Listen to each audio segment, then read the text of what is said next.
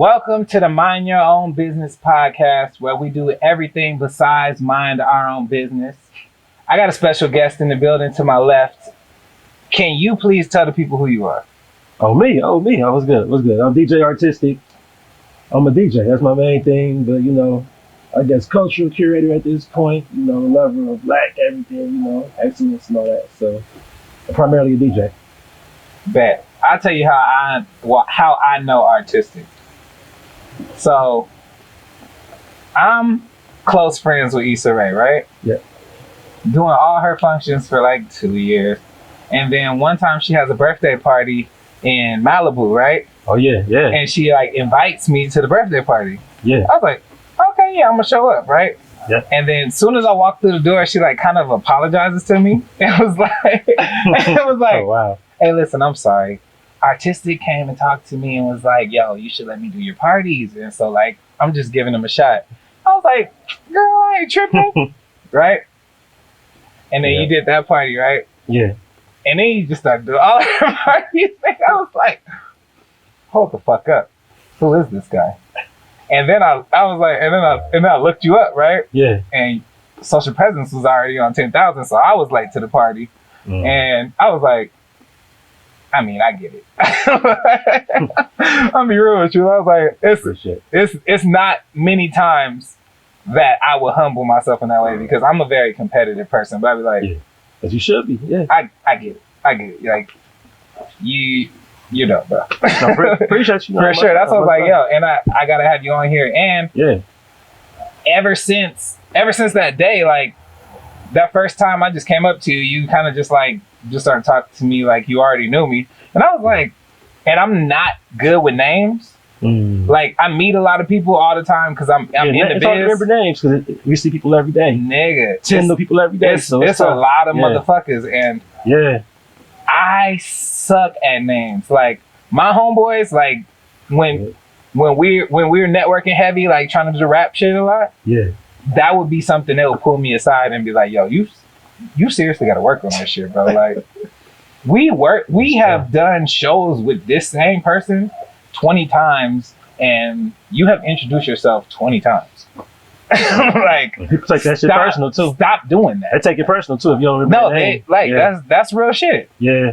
And like, so when I was talking to you the first time, even at her birthday party when I first met you, yeah. You was like, yeah, what's up, bro? Like, that's cool, right? And then I was like, do I know this? I was like, there's a high possibility that I know this nigga. But I don't think I did. I mean, I don't know. I feel like we was following each other on Twitter and shit, though. I feel like. Maybe. So I think from Twitter and then, of course, Fly Guys, all that type shit. Yeah. Then even the first season you been on there, so. Like, I don't know if we had met in person before, but I know you were at least. Yeah, for sure. Yeah. That's why I was like, damn. No, but ever since then, I followed you and no homo, I fell in love with the brand. You feel me? It's like your brand is a good brand. Like there was there isn't too many Twitter follows that I have. There's probably like 3 of them that engage in music dialogue the way your Twitter dialogue engages in music conversation. Like, because a lot of the people that I follow on Twitter, I got from the F word, like from the Fly Guy show. Yeah. Right? So they're more so comedic, you know what I'm saying? They're more so that, like, but I've never been able to delve into the musical side of Twitter, like in depth.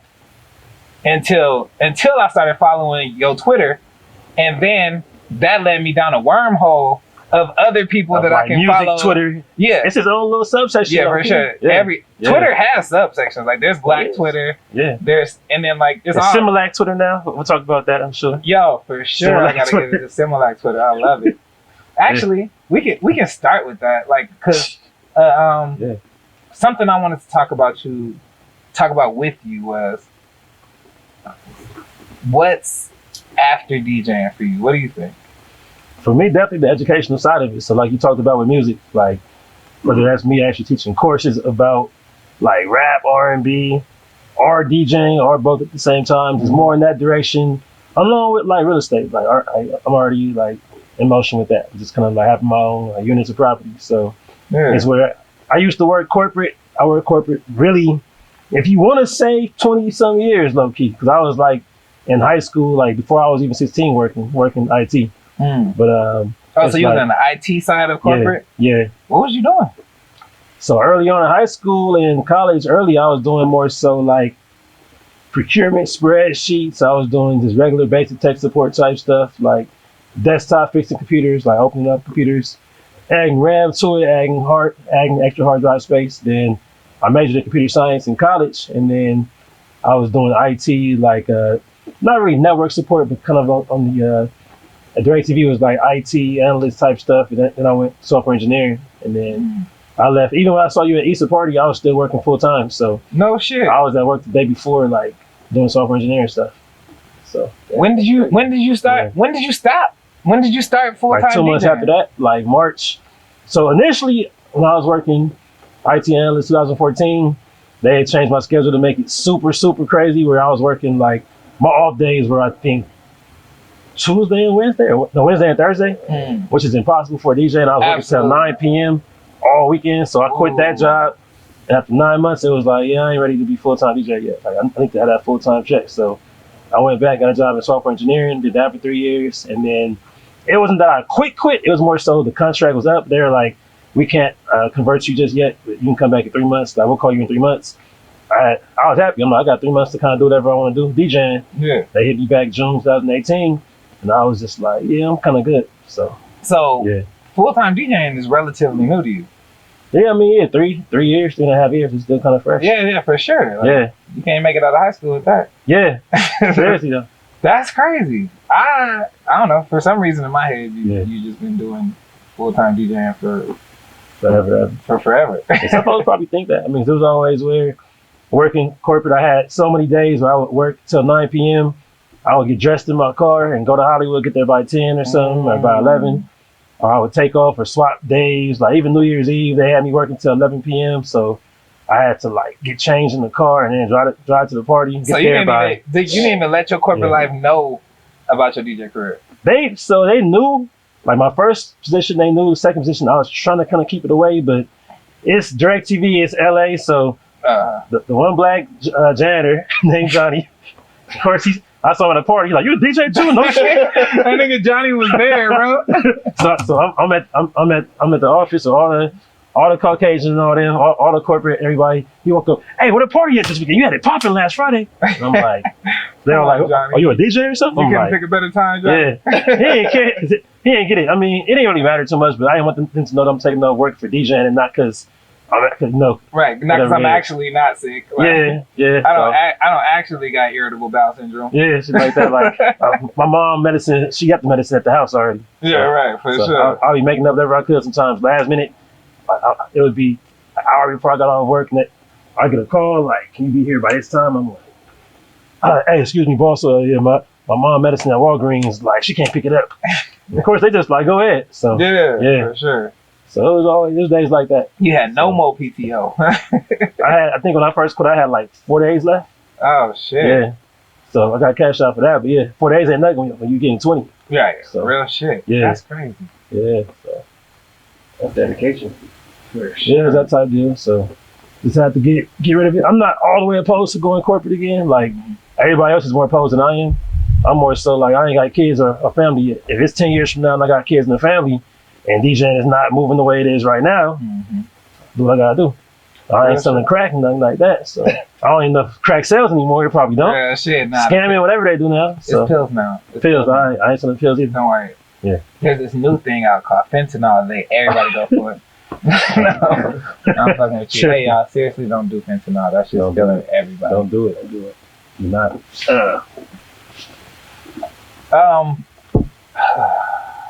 What else did I want? Let's start off from. Oh yeah, let's start from the beginning. When did you start DJing? My first time, which I guess you could count it. It don't count, but it do.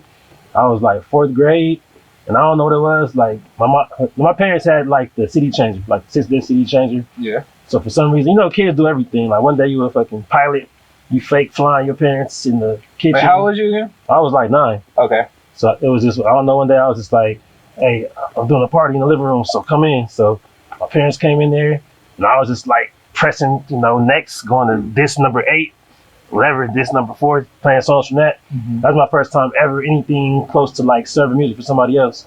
What was going on? Nothing. It was just them two. It was just it was just in the you house. and your parents? Yeah. It was like I was just playing music from the CD changer. That's all right. It was just me feeling like, I don't know what it was. I was just bored that day, like, I'm a DJ today. Nah, So they just sat there looking at me like, okay, whatever this is. So when was your first party? My first party.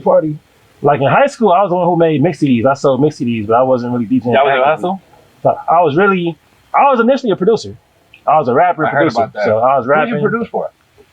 I was producing for, I was with Black Wall Street for a minute. So that was Game. Mm-hmm. That was a track he had with Chevy Jones, G Malone, Cam. That was probably the main song I did back then. That's hard. What song was it? It's called Therapy Sessions. Therapy Sessions? Yeah. So what year was that came out? 05. That's It hard. was right when Game album dropped. It was like maybe a month or two later. Damn, Yeah. so you was a Black Wall Street producer? Yeah, I had the, everybody a fan, I had the old Corolla with the Black Wall Street logo on the back. Yeah, so I was doing that back 04, 05, and then a lot of local artists around here, even like the homie Quiz, of course. Mm-hmm. Quiz, I worked with him a whole lot. The Pentagon back early 2000s, so That's a lot of great. folks like that. So I wasn't really DJing yet. High school, I would make mix CDs, and I would like, if it was a house party, I'm like, all right, I'll make some CDs and put some songs on there. So even with that, I remember just, I don't know why my memory is weird. I can remember just little shit. I can go back and remember making a mix CD and putting like Foxy Brown Candy, but nobody danced to it. But I put a Superfly album cut and people were dancing. I'm like, all right, they don't want to hear that radio shit. They want to hear like LA music. So I did notice that about like whenever I have attended anything that you have done, yeah, it seems like you're like a teacher. You know what I'm saying? Like your audience is like is like your students kind of like, you're like, I remember when this dropped 2006. Shit was like, you can name whatever the fuck was going on in 2006. It's like, dog, I don't remember a goddamn thing from 2006 besides graduation. I get it. That's crazy. Like literally, when I think of the specific year, it has to be in the metadata of the song. Like I gotta like type in that it was 2006. Like, okay, we're doing a 2000s party. Let me type in 2007 and then go. I don't know why. I could tell you. The crazy thing is it's almost backwards. Like the last 6-7 years, some of those years get fuzzy. So I can't. Some songs I'm like, I think that was 15, but it could have been 14. But for some reason, all the way back to like 92, I would say low key back to 90 is where I can tell you whatever song you throw at me, I can tell you the exact year, because I think it made more sense back then, because like in each grade when you were a kid, 3rd grade you Miss Brown class, 4th grade you Miss Lewis class, 5th grade you was at this playground. I was brand new, so I can identify songs that somebody was singing on this playground versus I was in the car. My mom just got the Benz in 93, so I remember Gangsta Lean was on in December 93. Damn, so what song came out when your mom Benz was 5 years old? That was what, 98? So yeah. 98 was everything. That was Destiny Child shit. That was DMX's first album. That's when Juvenile. Beyonce was 15? She was something like that. Because she said she came out when she was 15, and I just read it in the letter. She was something like that, 15, 16. Yeah. Damn. So I can remember every year, like, my homeboys, they thought I was just capping one time, but they gave me 20 songs and looked up the year. They was like, you was 20 for 20. I'm like, yeah. You went 20 for 20? Damn, what came out in 02? 02, so that's easy. That's grinding, as you don't have to call it a single. The album dropped 01, but the single dropped in 02. That was Pharrell's year. Yeah. That was Pharrell's What year. Happened to That Boy? It was Nori Nothing. It was Get Low, technically came out on the album 02, but it came out as a single in 03.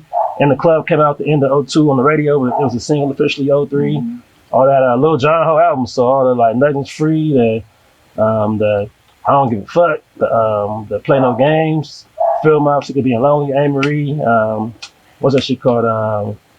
Was it Why Don't We Fall in Love? Why? Yeah, all that shit. Why do you remember Ashanti, Foolish, all that. What was going on to make you remember that shit? I just remember all that shit. It's just that was something 12th grade going in the FAMU.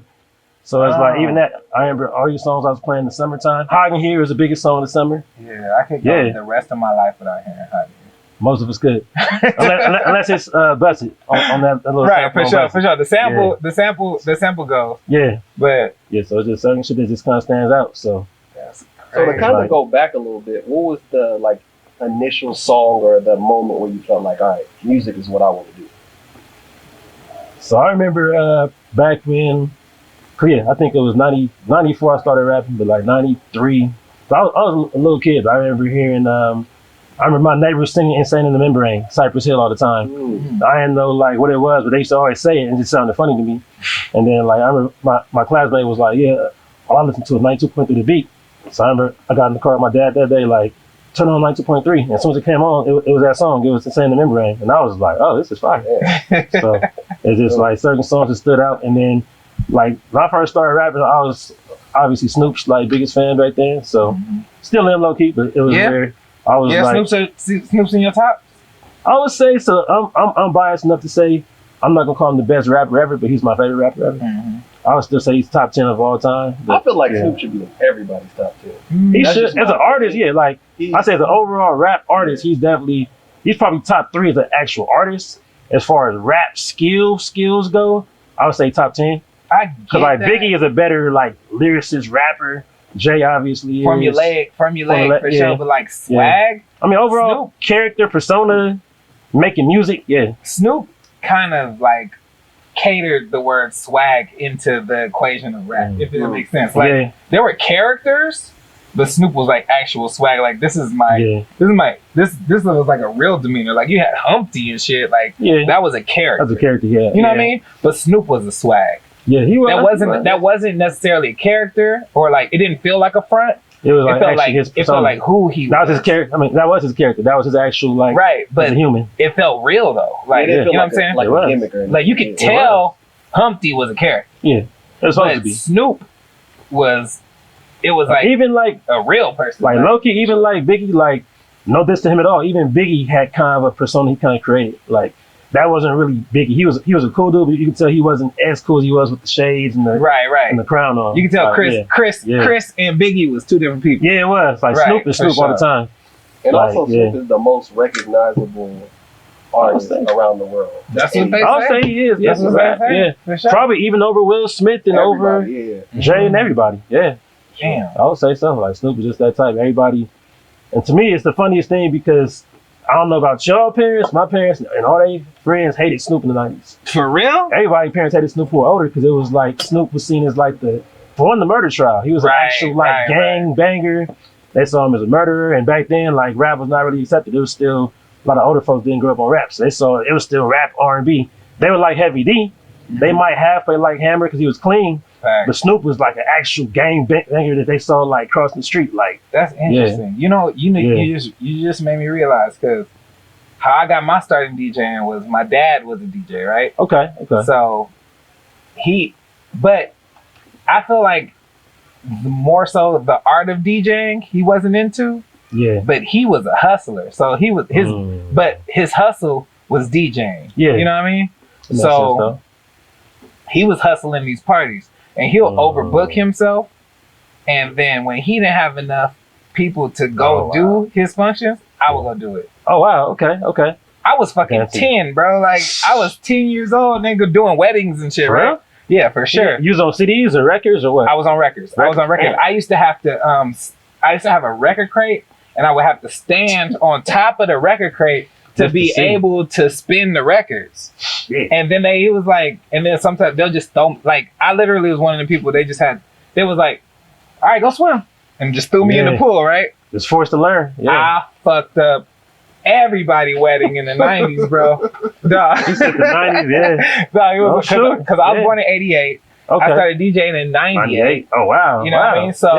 So from 98 to 02, bro, I was fucking up, and because I didn't know like the formulas, like there's certain records that always go, you like your Return of the Max, you know what I'm saying, your Isley Brothers, you know what I mean, just the cliche songs that always go at parties. Yeah, that was the times that I had to learn that. Like I didn't learn it from listening to other people. I learned it because they made me go do parties, and I was making my dad paid me $20 to do a party. The whole thing. The whole fucking thing, right? And then it's a lot as a kid, but it's like, wow. I was 10. Yeah, 10 years old. That's better than sweeping the house for $2. I was in 5th grade. That was a lot of That's money. A lot. If you 10, yeah. I remember that's like 20 packs of bubble gum. And he'll have me go that's out. That's a lot. Right, for sure. He'll have me go out with him, and then a lot of the times he'll do a party, had that whole shit rocking, right? Yeah. But I'll be under the table that the DJ setup is on asleep. Cause I was like, I don't want to be here. I'm just ready to break the shit down. I don't care about any of this, right? Wow. So, so there was a long time in my life that DJing felt like a chore. You know what I'm saying? Like DJing felt like a chore. And honestly, looking back on it, I wish I would have embraced that time and honed the craft, because I would have been so much nicer than everybody in the entire world. But even with that playtime, like I was able to grow to a level that I surpassed a lot of people, like a shit ton of people. You I know guess so that we got parallels with that, because like my dad was a drummer. Yeah. So that's the main reason I was in the music. He was a drummer. I follow your dad on Twitch. For real, you do? Yeah. For sure. Artistic. I comment on his Twitches. For real? Okay. And I could tell he don't check his comments. He check him at the end, and he'll like 2 hours later, he's like, oh yeah, DJB, yeah, thank you for listening. He'd be like, I was driving, I'm already here. Yeah. I was driving to the gas station, I'm already here now. You know how I look at, I hope you don't take this as shade. Yeah. But I look at you and your dad as Drake and Dennis. I mean, my dad from Memphis, the same age as Dennis. They're the same. And listen, the correlation is very clear, bro. Like, and then like, that's also a dope ass comparison too. Listen. Yeah. I think you're great, and I think your dad's cool. Yeah. You know what I'm saying? Yeah. Like, I tune in to the Twitches. Like, I'm here watching. He dressed swag down and all that. For sure. And then like, I was like, oh, you know, just so Papa-Artistic. He trying to ride the wave. I love it. I love it. That shit is funny. If I was him, I would do the same. It's like, why not? Yeah. For sure. Do you watch your dad's Twitches? I do, yeah. Yeah. Yeah, because it's where usually 1 to 3 I might be working out, whatever it is, but if I'm driving, I turn it on, whatever, you know, because it's the thing is, he be having music that I don't even know, and I'm like, where you find this at? He be having them deep jazz cuts and what you want. Yeah. I noticed in your free time, you be listening to jazz. Yeah. For sure. I mean, because a lot of stuff I play in the club, I don't like hearing like as I'm driving around.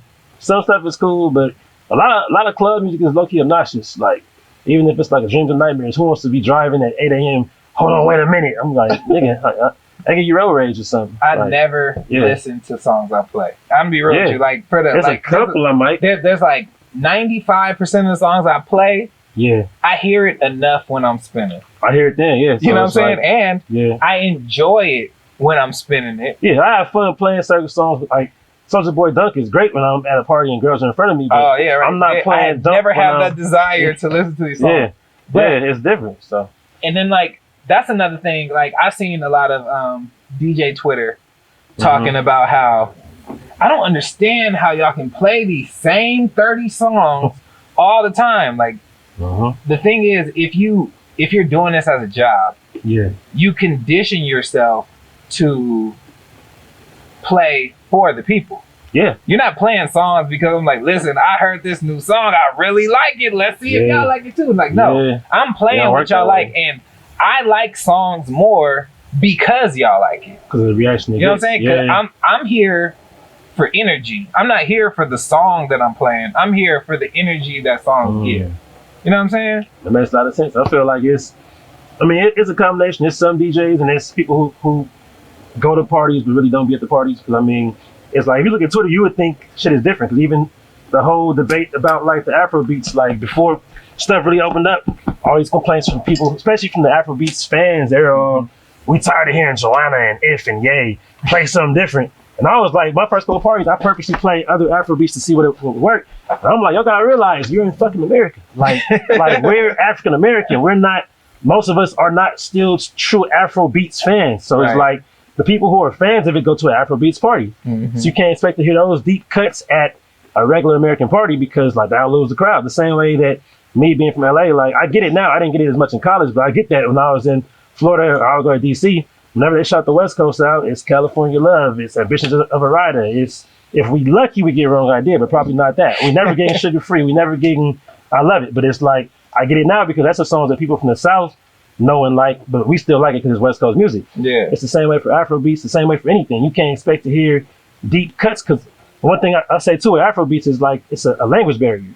Like we don't know what they're saying. Like even with Ye, people say, yeah. As soon as the verse starts, they stop singing because you don't know what he's saying. Yeah. It's the same thing with reggae. Like with reggae, if you don't know patois, like you don't know what they're talking about. That's right. So we were singing Boom Boom Bye, and Chi Man didn't know that we were dissing homosexuals until we were like 20 years later and shit. So I learned that. like, I was today years old when I learned it. Yeah, like I'll play that all the time in college. I had no idea until after college, and people were like, you shouldn't play those no more. I learned this about Chi Man is saying burn the F word up and Boom Boom Bye hit an F word with a bottle in the head, and I'm like, okay. And he said an F word, yo, you're hella PC. I mean, it's like, I know, like it's brand protection. Yeah, Speaking of PC, like, what's your stand? How does the cancel culture? How do you feel about the cancel culture's effect on DJ sets? I mean, it's been so much debate, especially this week, just because of R. Kelly, and I feel like R. Kelly is being canceled. R. Kelly though. I've been canceled him, but to me, R. Kelly is the only one who's truly close to cancel, and he's still not canceled. Because I had parties the last few weeks, even where I'm going to the bathroom real quick, or the homies opening up, and they play R. Kelly, and the crowd didn't boom, the crowd didn't do nothing, they just kept dancing. And it's like, the average crowd really don't care that much. It's some crowds that do, it's based on age, it's based on, not saying class in that way, but like the more educated crowds are the ones who are like anti. The more like Twitter. The higher types, the class, no shade, is the more politically correct crowds. Yeah, basically. So I feel like with the baby, it's like all the stuff that he did the last few months, the crowd don't care. I put on him and Meg's song, they still gonna rap. You know, like, bitches love me. They all gonna say, baby don't give a fuck. Nobody the cares. Interesting thing, I never got to talk about this. I want to talk about it today. Yeah. The interesting thing about the baby and Rolling Up, I feel like none of this would have happened if he never brought out Tory. A lot of folks said that. I mean, I see it that way because I don't think anybody would have really cared enough. I mean, it still could have got aired out maybe, but that's the main thing. At first, all you heard was like, he brought Tory Lanez out. And so that's then already, that put the rest of his set under a microscope. Yeah, it did. You know what I mean? And they're like, hold on. Yeah. We don't like that part. Yeah. Like, if he never brought Tory out, that part wouldn't even been videotaped, I feel. Maybe not, but it shows how stupid he is in so many different levels. Yeah, no. And like, why are you antagonizing Meg anyway by bringing him? Why are you even cool with Tory? Like, Tory is the type. Yeah. And he's the type of nigga, I was like, I don't have no sympathy for you, bro. It's like seeing a bully get beat up. Yeah. Like, you've been playing the bully for so long. Yeah. And then, even when it happened, he doubled down on being a bully. Well, he doubled down. The double down was the worst part. All bullshit. It's like just the way he responded to it. It was just like, like so. That is where I feel like him being canceled as far as big festivals and stuff. It's like I'm not mad. I don't have any sympathy. So of course it's where it's always a slippery slope every time. So you cancel him, but so and so did this. They didn't get canceled. So and so. It's like it's all timing. You can't sympathize with somebody because they were the ones who got punished for what they did that somebody else didn't get punished for. So then you playing Baby at the party still? I still play him, but it's like at the same time, what I said was that he don't really have that much stuff I have to play. Right. What I play is Meg songs that feature him. Right. I ain't gotta play Suge no more. I ain't gotta play Baby songs without Meg. Yeah, like Babysitter and Suge, that was 2 years ago. Like, first off, I wasn't playing the Baby songs without Meg in the first place. I mean, it's like, some songs that got some love, but to me, his year was 2019. And it's like it's the red light, green light type songs. Like, nobody wants to hear that. Yeah. Masterpiece was like decent. I was playing it on Twitch, but he had a lot of songs that are filler songs. Like, if you play it, people aren't going to leave the dance floor, but they're not going to be excited for it. Right. If you got I feel like if you got an hour set, you don't really got to play the Baby. You don't have to, especially LA, maybe. If you got a Carolina, if you got a 4-hour set, maybe you might have to play a little the Baby. Like, if you got, you don't have to know if you in that zone. If you in that zone for if it fits, you can play it. But it's like it ain't where you have to play. It ain't like say if you cancel Drake, it's just like that's kind of a hard thing. Yeah, certain people. If you're in LA and you cancel YG, it's like with a certain crowd. That's right. That's hard. Yeah. Oh, let's talk about that. Yeah. Drake versus Michael Jackson. There is no such thing as Drake versus Michael Jackson. Michael Jackson is the best. All right. Let me play devil's advocate then. Okay. Drake, and that's not to discredit Drake because Drake is great in his own right. Drake deserves to. I feel like Drake deserves to have this argument and lose it. You know what I'm saying? Like, I feel doesn't Prince deserve to have it in the 80s and lose it? Drake don't. Drake, I mean, just because he's one of the biggest. Because here's the thing. How long was Prince's run? I mean, the thing is, Prince came out in '79, and even after Mike stopped making heat in 01, Prince was still making heat until 2016 when he died.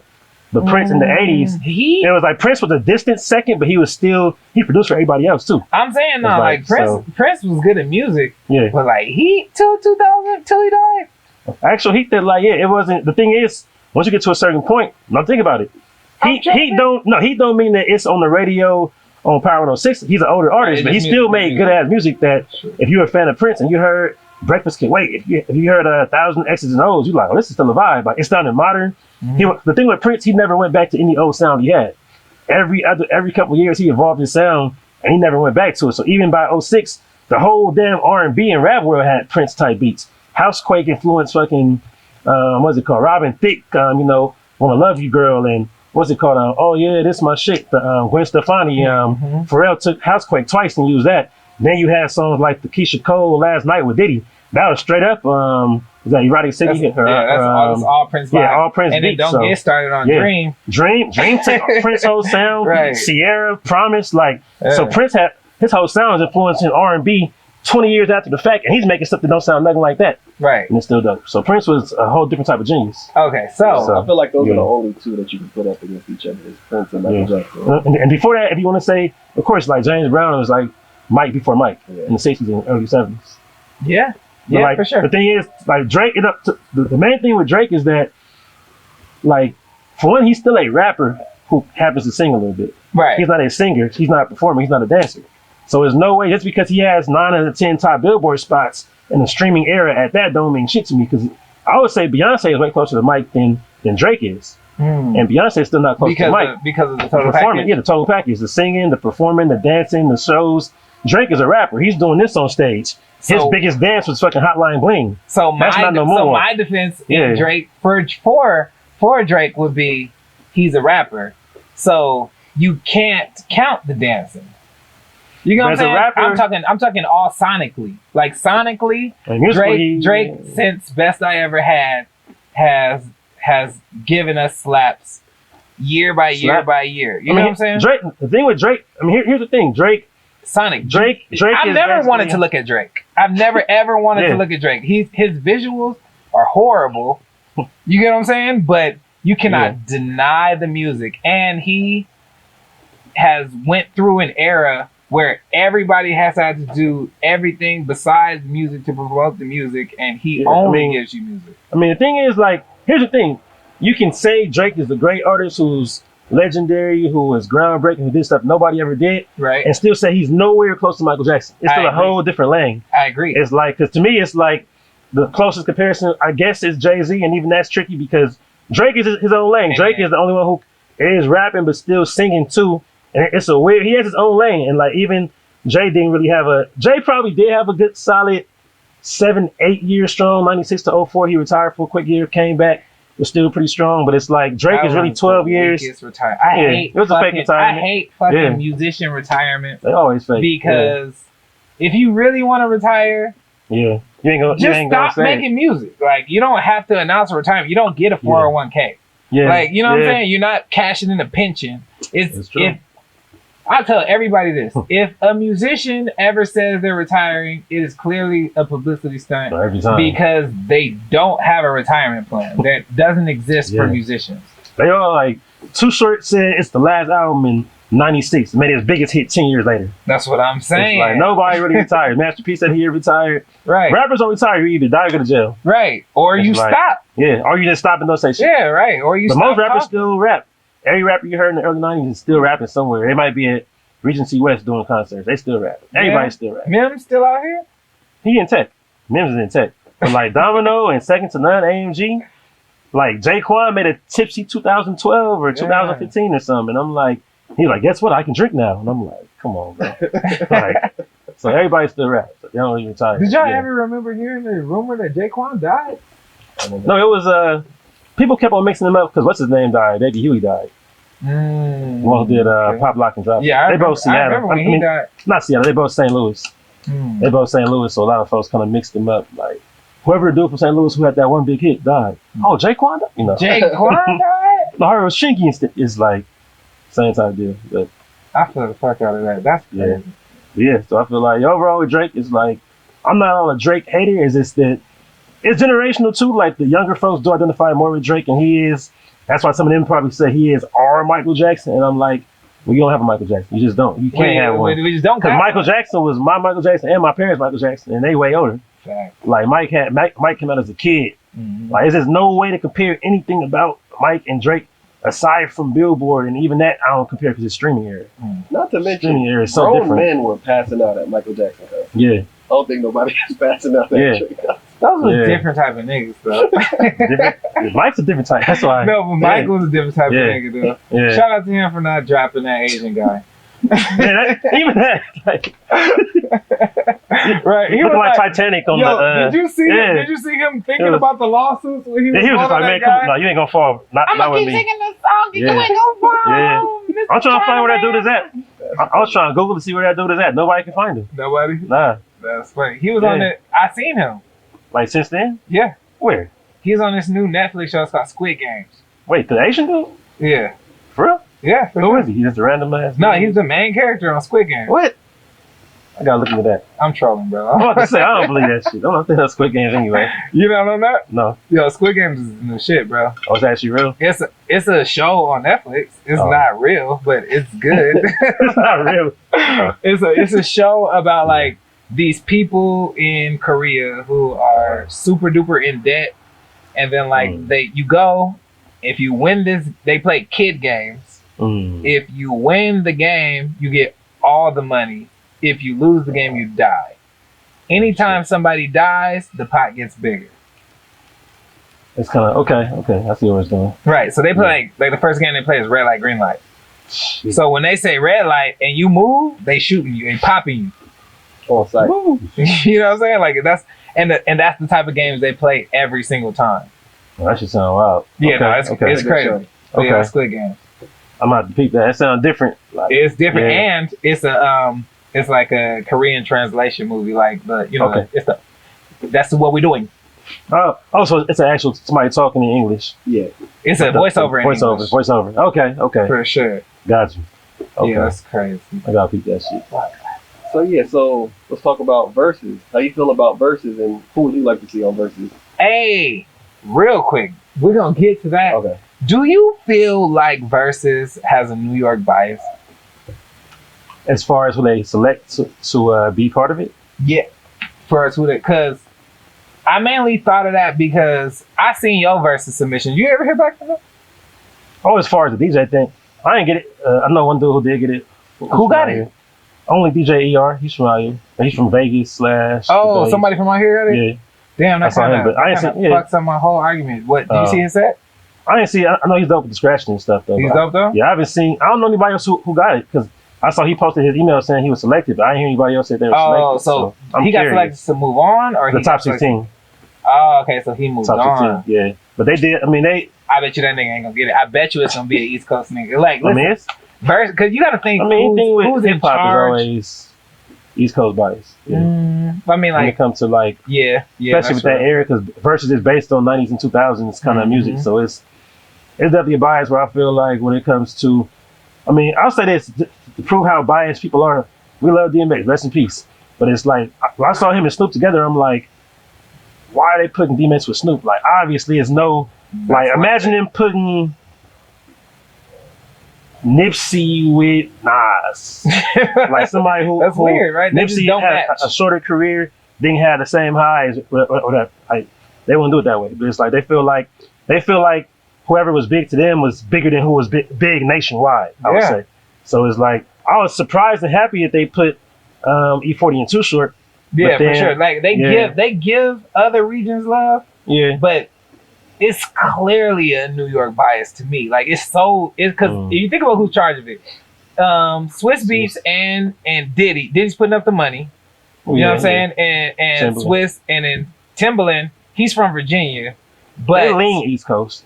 and then like, it's the South. and he's from that era where if you was popping, you had to go to New York to get your shot. You know what I mean? Yeah, and I mean, I feel like I can't tell if they're biased per se. I can say it's definitely a the fans who watch can definitely be biased for sure. As far as it's the people who respond to comments and stuff. So whenever somebody mentions like, say if somebody says it should be MYOB Deep and Dog Pound, which to me would be pretty even if Prodigy had been here, but somebody from the East Coast who's watching would be like, hell no, Dog Pound, they horde type deal.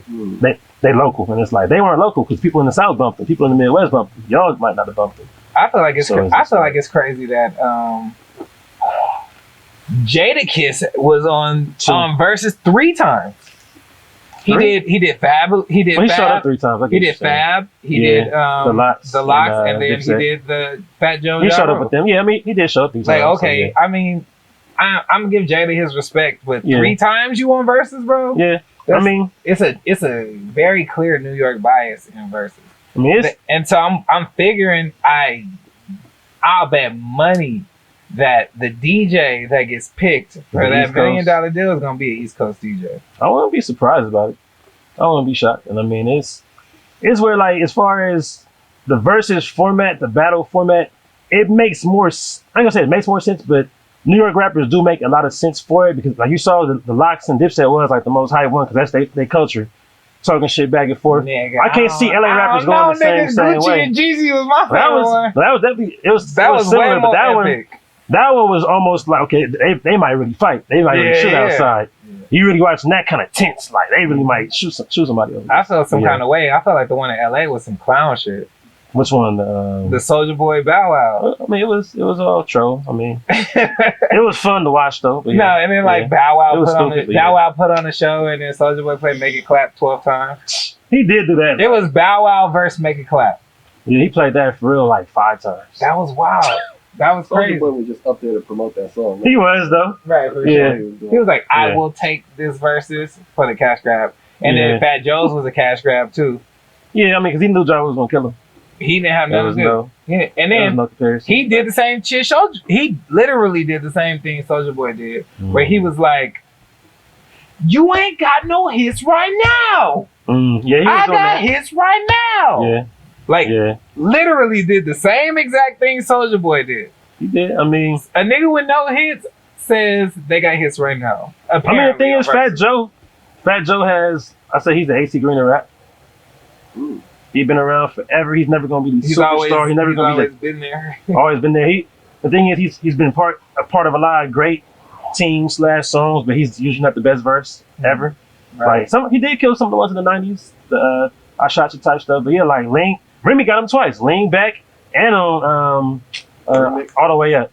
All the Way Up. Like Remy killed him on both of those. But I love Remy, bro. Yeah, she got off on both. First off, she spits hard as fuck. And I don't know what the fuck she did in jail, but she came bad than a motherfucker. I was like, damn, Remy fine and fuck. Like, I gave her that top level ramen in jail or something. For sure. She came from downtown LA. They didn't come from the nigga, she top ramen. Her commissary, some papoose was sitting in her bag, bro. Yeah. For sure. She was in there working out. She had the full gym. Man, something was going right. Yeah. She came back looking like, yes. Yeah, she did. For sure. What verse? Yeah, okay. Back to what he said though. Yeah. What verses would you want to see? At this point, I mean, for a West Coast one, I would actually want to see DJ Quick and Warren G for an artist / producer one. Damn, I think Quick will mop. So everybody says that. I like Quick the most. Quick is like my favorite producer. People forget how much Warren has though. Warren, for one, on his solo side, Regulate, do you see this DJ? I want it all. But then he basically co-produced Ain't No Fun and all these songs he got with Snoop. It's like Warren has a lot of heat. Like I actually had a whole list of 20 songs that Warren could do where it's like even So Fly 2 and 3. Like Warren has a strong 20 that Warren's are actually more recognizable outside the West Coast than Quick's are. Quick is way bigger regionally, but Warren Quick is a regional thing. Quick is much bigger regionally. More regional. Like people, certain states fuck with him, like Chicago, St. Louis. Certain people do rock with him, but Warren had a higher peak for sure. 94 Warren is way bigger than 91, 92 Quick was. Damn, you know what I heard? Yeah. I heard when Brandy first came out with I Wanna Be Down, they had asked Warren to do the remix. Really? For sure. I ain't surprised. He did stuff for Redman, Pick It Up remix. He just happened to miss. He just happened to miss that studio session. Oh shit! I actually did the podcast I did last week. Yeah, was with Warren's manager. Oh, really? Yeah, okay. Paul Stewart. Oh no, okay, that's dope. Cause like Warren, even like he was still doing stuff like Jeezy and Neo, Leave Her Alone. Like Warren got a lot of hits that he did the last like 20-some years. So I feel like Quick definitely we would enjoy Quick songs more. But if you saw it, you'd be like, oh, Warren do got some heat too.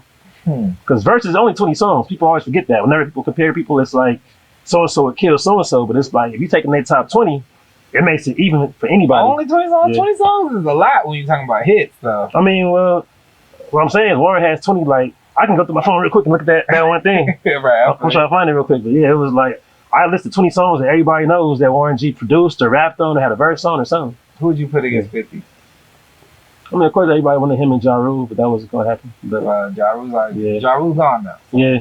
But somebody had said Game, and I'm like... Actually, he said Game. 50 said, 50 said, I would do a Game versus, but he cannot use any songs with my voice on it. And that kills it. I was like, damn, then what the fuck Game gonna do? One blood? Yeah. Yeah. 300 bars against him right there on stage. Just do the whole 300. Honestly, if Game and 50 did a versus, Game would come out to 300 bars. He probably would. Yeah, for He sure. probably talk all that shit and shake his hand. Hell, I mean, because 50 still has he can't use no 50's voice songs. I mean, Hate It or Love It and How We Do It is still two of his biggest 3-4 songs, if not his biggest two. What songs would he use without? Like Pain, he got Celebration, he got. I'm a big Game fan. He got songs, but 50 had hit like classics that like you still can hear. What Up Gangsta in the club right now? Like he had Many Men and. I don't want to hear Get Rich or Die Trying. The whole album, yeah. Get Rich or Die Trying. The whole album. Get Rich or Die Trying is my favorite rap album ever. Oh wow, it's funny because like I still do like it, but I said personally it's not in my top 20 for 2000s, and a lot of folks look at me crazy like how's it not in your top 20? And I'm like it was dope, but is it 20 more that I like better? Favorite rap album ever? Doggy Style. Doggy Style? Yeah. It hit you like that? Of course, I mean that's the one that got me in rap. Favorite what? Rap album? It's a tie, man. Between Jay-Z, Reasonable Doubt, and Get Rich or Die Trying. It's a close tie. It's definitely, it's a little generation, because even though y'all are barely younger than me, it's where because I mean, I was hella young listening to Doggy Style. I shouldn't have been listening to it when I did, but I feel like Get Rich, if you had really just got into music at that point, like you were like fresh middle high school, like it hit you the hardest. It was the biggest thing in the whole world. So I definitely get it. I mean, that album is still great. I'll still say it's top 3 for the 2000s. I definitely think it was a generational thing. Yeah. Mainly because of what it did to Ja Rule. A lot of people talk about how everybody did kill him, and it's like killed that nigga, bro. And then I ain't never seen nobody get killed like their career get killed like that album killed Ja Rule. And then that was some David and Goliath shit, and you had never seen anything like that. Like, why did Get Rich or Die Trying kill this nigga that comes out with Ashanti hits every month? I was listening, I was looking back, because even after Versus, I was like, I don't want it to be revisionist, but I was like, did 50 actually kill him, or did Ja Rule? Listen to that album after he came out and he had Clapback. What killed him to me is that he changed his style to try to like either appeal to 50 fans or to prove to 50 that I'm not just a singing ass rapper. 50 got in his head. He got in his head. Because the thing is, he still had hits after. Mesmerized, Caught Up, New York. Those are all after 50 Cent. And those are still big hits. So it wasn't that he completely fell off. Like, a lot of times we forget he still had hits after it was here, he's here, 50 comes here, so now he's here. But he still had a little bit of hits. But it's just the fact that 50 man changed his whole style up.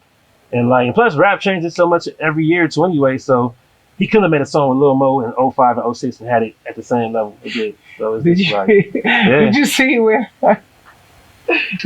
Fat Joe was bagging on Lil Mo? Oh, he was saying some out of pocket type shit. Yeah. He was like, I seen them raggedy bitches you guys stand backstage. And then what I seen Lil Mo leave stage, and I know for a fact she went backstage and was fussing, like she was cussing niggas the fuck out. And then Fat Joe was like, I just want to say Lil Mo is a legend. He did try to clean it up. Shout out to Lil Mo. She does her shit. Cause like, why the fuck else would he do that? Yeah, he's trying to clean the whole shit up. He apologized the next day, but he spelled Vita's name wrong, I think. Yeah. He spelled Lil Mo's name wrong too. It was, He tried to get in his Jadakiss bag. That was he was trying too hard to do that. Yeah. That entire versus was a sloppy Fat Joe cash grab. Like, he didn't stand a chance against Ja Rule, but he did it anyway. And because he was trying to ride the wave of the Dipset. Today's price is not tomorrow's price. He knew that. He knew the viral of yesterday's price is not. Yeah. He was trying to ride the wave of that. He was. And then was like, okay, I gotta solidify it with the verses so motherfuckers know I'm out here. Yeah. And then he did that, and then like it kind of worked because he did the he facilitated the JD Puff. Yeah, he was. The JD Puff shit. I mean, Fat Joe is the type. He's the type that all the rappers do get along with. Everybody rocks with him. Like, he don't really have no enemies. Everybody is cool with him. But it's still where, like, his type of music is interesting. Like I said, he's the AC Green, and he had, like, even the versus show, he had like a lot of songs that you. Oh yeah, that was his song. He did have that song. Right. Like, you're nobody's favorite, bro. Yeah, it's like you ready to hear him in like somebody's top 10, 20, and like he put out a pun, so that's kind of his legacy. It's like he put a pun out. Like pun is his biggest bar. Yeah, for sure. The fact that he had to like put like play a pun song is just like I produced that. Like, you executive produced it. You didn't. You wasn't playing the keys on it. Yeah. So who do you have in your top 5 of all time? Best rappers. I don't really have a solid one. Like, the way I see it is that it's like I have a top 5 favorite and I have a top 5 who I feel like are probably the overall. Okay, if I had to make an actual top 5, I'll put these 5. But really, it's like 10 to 20 who I think qualify for a top 5 spot. So I would say just overall, I'm gonna say Jay-Z is number 1. I'm gonna say somewhere in that top 5. I'm still gonna say it's cliche, but I'm still gonna say it's like a Biggie, Pac, Nas types are right there. But I feel like overall, who qualify for the top 5? Like I say, Andre qualifies for it. I would say Snoop still overall qualifies for it. For sure. I feel like Busta's more so top 25, but I wouldn't put him at the top 5. I wouldn't say Drake qualifies for top 5. I would say like Black Thought qualifies lyrically. Damn. As an artist, I wouldn't say he's a top 5 as far as like overall output, but as far as just being a lyricist and a rapper, I would say he qualifies. Similar for Eminem, but even lower, because I feel like Black Thought and the Roots made better music than Eminem. Eminem made way bigger music. As far as just a talent goes, he's qualified for top 5, but I wouldn't put him in there. So it's like, it's still other rappers who I feel could be in there, but even that, I don't really have a diehard top 5. Like, this is just like, if you don't agree with this, like, I get everybody has different criteria. That's amazing. Like, Rakim qualifies for top 5, I would still say. He qualifies, and that's where I get some folks still put him at number 1, some folks put him at 115. I get it, because it's like, but seeing how Rakim changed the game up in the 80s, like, nobody ever had that much of an overnight transition to make rap evolve that quick. So that was Nas before Nas, right? Yeah, like Nas' whole style came from Rakim, especially like his whole style and rhyme cadence. So like, was a New York State of Mind. That's all Rakim. Like, taking niggas to a new plateau through rap slow. My rhyme is like a vitamin. That's straight Rakim flow. That's all the way Rakim flow. So I've never wanted to take a road trip with a nigga more than I want to do right now. Because, nigga, dog, that top 5 was not a goddamn thing like mine. I was like, whoa. What was yours? On. Drake's not even in your top 5? Why would he? That's because he's amazing. As a rapper or as an artist, as a light-skinned dude with a heart in his head? All 3 of those, yes. I've never seen a nigga rap. I've never seen a nigga art, and I've never seen a nigga heart in his head like Drake. You know what the problem with Drake is? What's that? I feel uncomfortable fighting for this nigga. Like, it's sus. It feels sus. Like, standing up for you, like, bro, you're so, like, stop playing Drake. He's really good. And I feel like it's like questioning my masculinity when I do that. You know what I mean? But like, right. I can't explain it, but I feel like it's like my obligation. I was like, stop playing like this nigga ain't got slaps like this. Slaps don't mean top 5. Yes. Same way I said that, like, that's the thing about me. So even my top 5 is unbiased, because that's why I say Snoop is not a guarantee. Like, I listen to Quick more than I listen to Jay and Biggie and Nas and Pac, but I'm not gonna say Quick is top 5. Sugar Free too. Like, when I was in high school, I remember telling somebody that Sugar Free was in my top 10, and he was just like, wow, Sugar Free in your top 10 rappers, and like looking back, yeah, like I wouldn't put Sugar Free in my top 10 or 20, whatever, but he's still, as far as my favorite who I listen to, as far as what he did, I enjoy his music the most. I love Sugar Free music, bro. Yeah. Like Sugar he's Free, amazing at what he does. His personality, the most unique shit. Oh, yeah. That's what I wanted to talk about with your ass, bro. Yeah. Speaking of unique shit, one-dimensional artists. How do you feel about one-dimensional artists? I feel like if they serve purpose and they good at what they do, it's like I remember I always said it. I don't know what made me say it back in like 03, 04, but I can't remember what the conversation was, but I remember saying I don't want to hear Yin Yang Twins do something about their mom. I don't know what the convo was, but overall it was like they're great at making club music, and that's all they have to do. So it's like they might not make great albums, but it's like the album, if they make 20 Whisper songs or Georgia Domes, I'm happy with that. So it's like there's nothing wrong with that. And it's like, speaking of that, like a lot of folks kind of like don't agree with me saying that Lil Jon Kings of Crunk 02 album is a great classic album. Nigga, is that the one with Lovers and Friends on it? The one before that. That's Crunch Juice. Okay. But the one before that had Nuggets Free, it had I Don't Give a Fuck, it had Play No Games, it had Get Low, it had the Get Low album? Yeah. Get Low album? Damn. Yeah. So it's like the whole album was banging. Yeah. So but even Crunch Juice was fire too. He had Sugar Free on there. Yeah, that was my shit. Bitches Ain't Shit. Yeah, was my shit. So it's like bro. even with that, it's I literally plotted last spring on how to bring that song back this summer. It didn't work out for me. It didn't work. It didn't work out for me. Certain crowds will get hyped to it, but it's like so. Even with that, it's like people would accuse John of being one-dimensional because they just see him as being a okay dude. I'm like, nah, he's actually way more diverse than people realize. He made turn down for what? There's like shots. Lil Jon is some cut. Speaking of shots, oh god, would you like one? All right, I'm off tonight. Why not? Okay, cool. But yeah, I feel like one-dimensional artists. Like, who would you say is one-dimensional? And I'll respond by saying how I feel about it because I feel like So this is my take on it. Yeah. Because I thought about this for a minute. I think our greats are one-dimensional. Like I feel like Jay is one-dimensional. Nah. Like when you hear Jay, you understand what you're getting. I feel like Nate Dogg is one-dimensional. I even feel like Blast is one-dimensional. But when their one dimension is original. It's their own. You get what I'm saying? Nobody else can do it like that. Right. Because I even remember hearing Jay say, you bring what you bring to the table and you collaborate with somebody who brings what they bring to the table and y'all make something new, then that's a whole new thing. You know what I'm saying? Like 1 + 1 = 3 in that sense. You know what I'm saying? Yeah. But like you do what you do and I do what I do because nobody else can do what I do. You know what I'm saying? Like, whereas the Migos has their one dimension and everybody does that one dimension. So you know what I'm saying? But like there's certain dimensions that you have to, like Ty Dolla $ign is one dimensional. You get what I'm saying? Like when you hear a Ty song, you know it's a Ty song, but when you need a Ty song, you go to a Ty song. You go to I mean, I wouldn't call that one-dimensional. I think what would you call it? To me, one-dimensional is like, as I said, Yin Yang Twins. They're only gonna give you club shit. I think Yin Yang Twins is one-dimensional. Yeah, but Jay-Z nowhere near.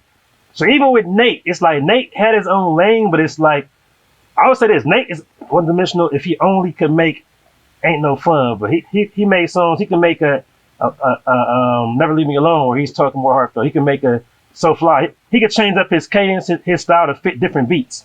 It's where throw on the East Coast song "Time's Up" with Jadakiss. Throw him on the Fabulous song. Throw him on a West Coast beat from '93. Throw him on an R&B song with Lil Mo. It's like, to me, one-dimensional is more so. There's different ways to call it. It could be content-wise. It could be the style of song you make. It could be your own your rap style. So I feel like with Jay, nowhere near one-dimensional because he has Jigga What Jigga Who on the same album as Hard Knock Life. Like there's no way to call that. What I'm saying is Jay brings the same thing to both those songs, but the producer he worked with brought something else, so it makes it sound like you're getting to. That's the case. That's any artist in the world though. If you say it that way, so I feel like because to me the content's still different on each song. Him being on Jay-Z, I mean on a Beyonce song is different content wise from him being on the song with Kanye on Diamonds Are Forever. Except artists like Lil Jon. Lil Jon is not one dimensional. He's a producer. Drake is not one dimensional. He's not, but like, Kanye is not one dimensional, and he's a producer too. But okay, who is an artist that gives you different shit? But like what I'm saying is Ludacris one dimensional to you? Would you say Ludacris is, or even Busta Rhymes? Because Busta Rhymes, people just see him as animated Busta Rhymes, but he could do a song with Mariah and tone it down. He could get on. He could be on, Tribe Called Quest in '91, but Chris Brown in 2011, a whole different style, but it's still the verse of the year. So I feel like, to me, but he did the same thing though. You know what I'm saying? He hit you with the you know what I'm saying? On those songs he did, but even the flow was way different. To me, One Dimensional is still the same exact lane. Like, I would say a lot of trap rappers are one dimensional because they have the same BPM the entire mixtape. It's 68 BPM, 70 BPM. Every single song is the same flow. Triplets. That triplet flow. That's one dimensional. If they can switch it up, like, that's the thing. It's like some artists have the same content, but their flow is gonna be way different on each song. Right. And it's like some artists is where it's the opposite. So it's like they might use the same flow. Like Nas' flow ain't gonna change that much. Nas sucked on big things. He sucked on a trap beat until he got with Hit Boy. He sucked on anything that was a down south type of rhythm, but his flow on New York State of Mind was not a whole lot different from Uchiwali, but it's a whole different song. So it's like, to me, it's where you can flip the whole flow and shit, or flip the whole content. It's still like you're showing that you got diversity. He is very technical. Listen, he is very technical. I love it. I knew that would be a good question too. So, with that being said, I had a homie 3 weeks ago said, "Your babysitting your shot." Say that, man. Mind your own business, Number nigga. 2. Where your shot at? I'm working. Well, you ain't. We working. He smoking. Hey, you got some vice going up there. The homie said, "Certified Lover Boy, best album of the decade." Granted, we in September 2021. 2020 was a pandemic. Wasn't nobody putting shit out. Yeah. I was like, nigga, you might got a point. I mean, I guess. I mean, the bar is very low. Yeah, I mean, in that case, who's your competition? Like, for albums, Nas had some albums. Like D-Smoke album was fire. D-Smoke dropped that. I mean, I didn't listen to D-Smoke yet. Oh, both of his albums is dope for sure. Yeah, he got some. Yeah. He got some club shit. Not at all. He has kind of a Kendrick type lane, but it's like he has songs you could play on some like a certain like a bar vibe first 30 minutes. That's just good music. So it ain't made for the club. So that's the reason he's not like big in that lane. But as far as being a rapper, having real content, yeah. Okay, I got another question. Did you see his rollout on that Netflix show? Yeah. You watched that shit? I didn't see the whole show. I saw a couple episodes. Yeah. Oh, okay, for sure. You think that was a planned D-Smoke rollout? It wasn't. I mean, that's my folks too. I know his DJ, his manager, all that. So it's like that was a type thing. The album was already on the way. They had the opportunity. At first, they didn't want to do it because it was more so like they realized these shows kind of can be like detrimental to your career more so than helping you. Because a lot of times when you on these shows, people don't take you serious. Like, listen, let me tell you, when I was watching that show, I was piecing shit together, and I was like, this is a fucking strategic shit. When they were teaming rappers up with producers, right? It was like, okay, we're gonna put you with Tay Keith, right? We're gonna put you with some other nigga I had heard of. Yeah. And then D-Smoke, we're gonna put you with Soundwave. And they had to, and they actually like went into the description of who Soundwave, because niggas like Soundwave got slaps, but niggas don't know who Soundwave is. They don't know his name. He don't have like a signature sound. You get what I'm saying? Signature like drop that Soundwave on the beat. Exactly. Yeah. And then they went into the studio, and D-Smoke took over in the studio and depicted it, and he made this crazy song.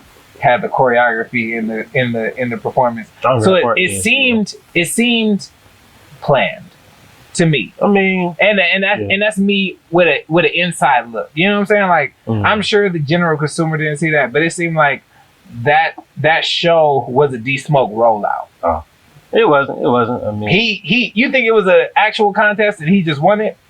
I mean, they randomly picked D-Smoke to work with Soundwave.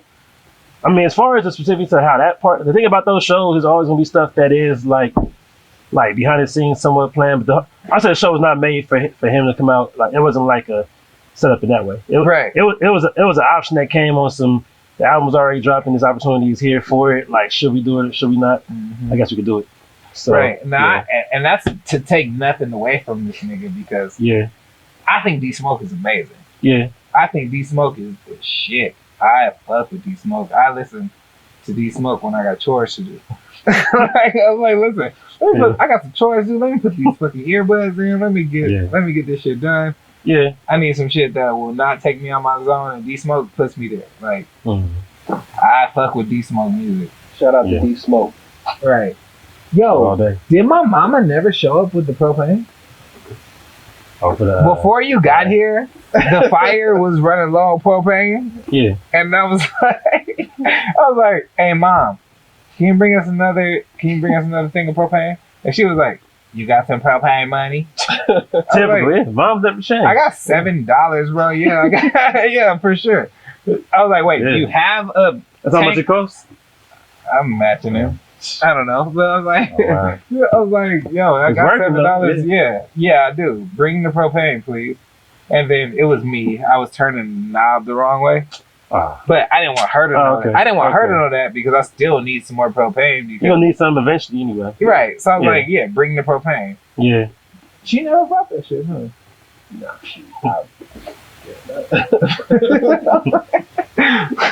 We'd be out here freezing. Right, for sure. That's fucked up. She wouldn't even know. Hey, mom, that's fucked up. Hey. Anyway. Let's talk about our boy Man. Oh, yeah, the mixtape, bro. Yeah. Yo, how does the mixtape game go for you? Like, do you like the mixtape game? That's really the only mixtape I've really hosted. That's the only mixtape I've heard of from you. I hosted one 5-6 years ago from somebody who was from Chicago, just randomly. But yeah, I mean, I've never really been into the whole like hosting mixtape type deal. It was just that he cool as hell. Like I've been rocking his music forever, so I said, yeah, I'll do it. Nice, yeah, for sure. And then, okay, this is a question I want to ask you. Yeah, do you look at yourself as extroverted or introverted? I'm a combination of both. I would say I'm definitely not as extroverted as I am when I'm DJing.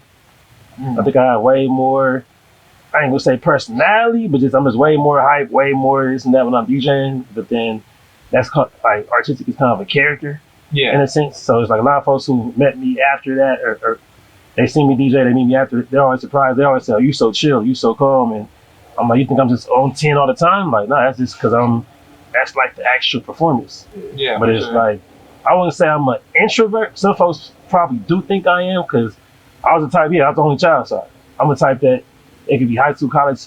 I'll be all good, like eating lunch by myself every once in a while, just because I don't like being around people. It didn't mean that I was like sad, depressed. It's just that I had enough of y'all for a minute, and it's like, oh, you look sad. I'm like, I'm happier than I was when I was with y'all 10 minutes ago because y'all was talking bullshit.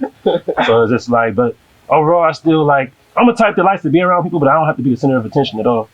I could be at the party just in the back cut if I'm not DJing. Like, if I'm not DJing, you're never gonna see me on top of the chairs, holding bottles up, and I'm just like live at the party. Like, I almost look out of place sometimes. If everybody else is popping bottles, I'm just sitting there like, it's cool.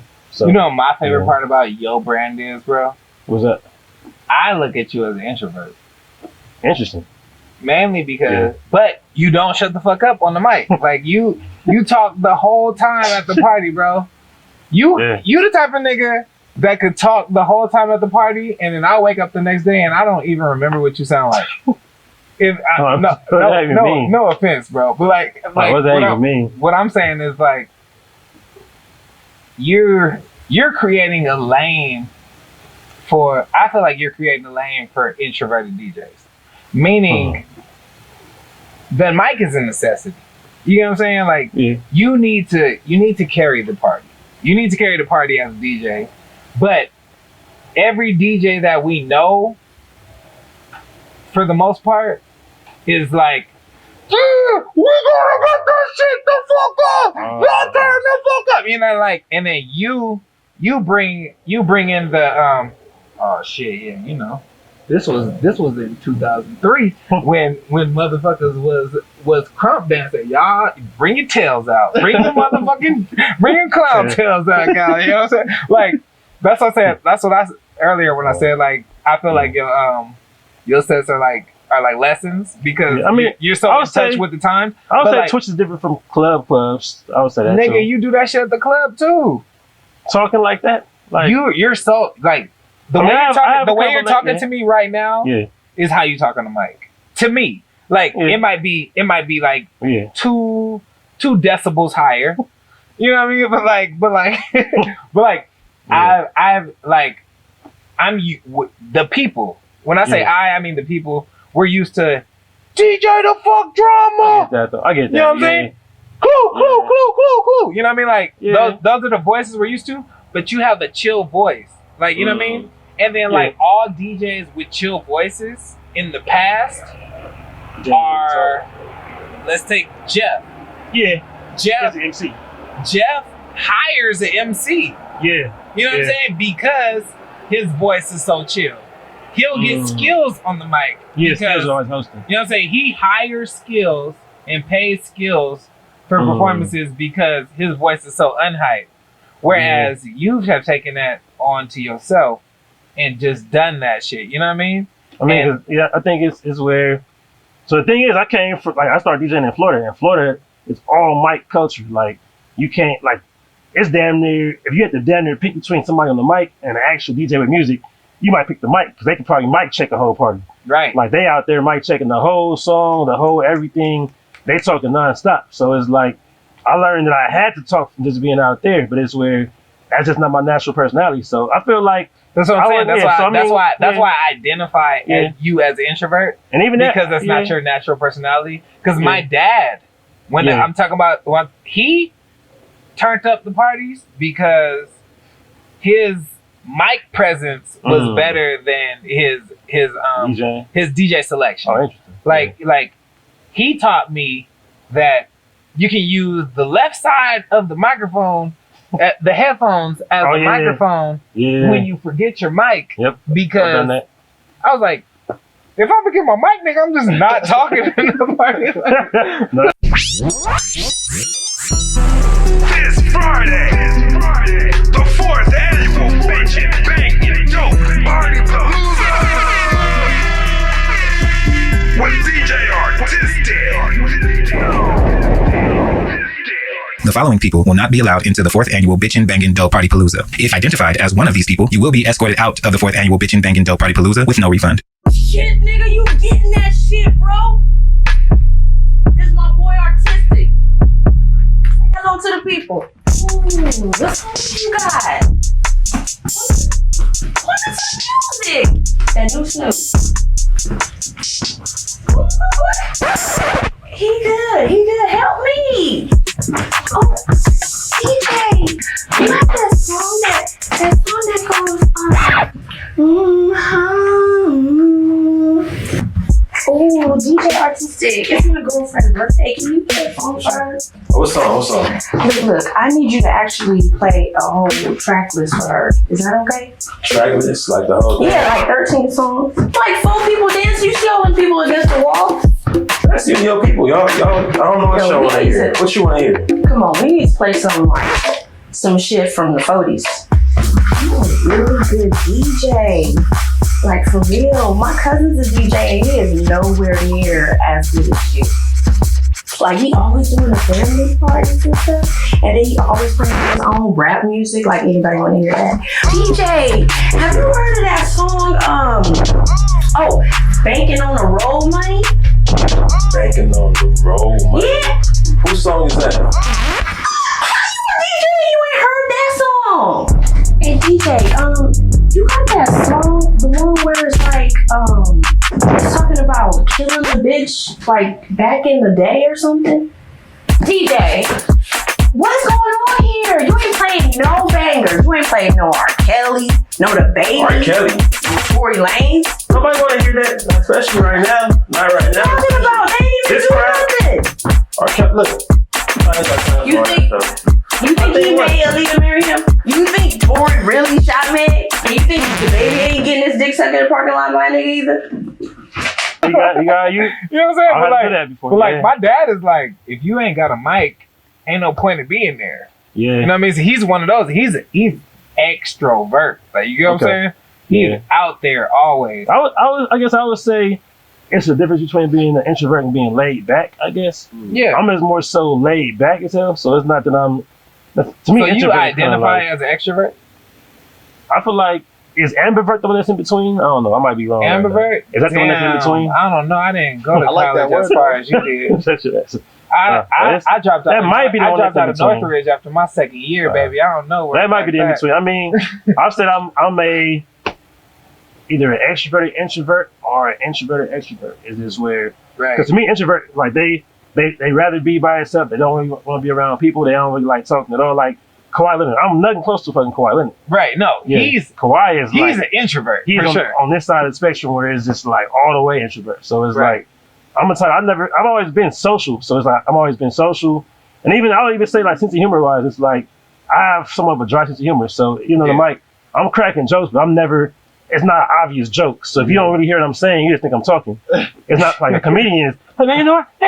Like I'm not with that tone of like the Cat Williams or Kevin Hart hype. It's like I might be saying something super dry, but if you hear what I'm saying, it's just like, oh wait a minute, like. Thanks. So. Yeah, honestly, I think that's the biggest drive that's the biggest magnet that pulled me to you is that part, because I have the driest sense of humor of anybody that I know. You know what I'm saying? Like, I believe it, yeah. Like I'll say some shit and then just look at you, and where I find the humor is the stare.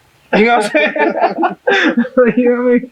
Like, and so there hasn't been anybody. First off, my DJ networking is terrible. You know what I'm saying? Like, I don't have any DJ friends. Like, because I come from a world of film. You know what I'm saying? Everybody I know is into film and music. More so music making than music playing. Playing it, yeah. You know what I mean? So like where I make my connections with my friends is music making, music producing, film making, film producing.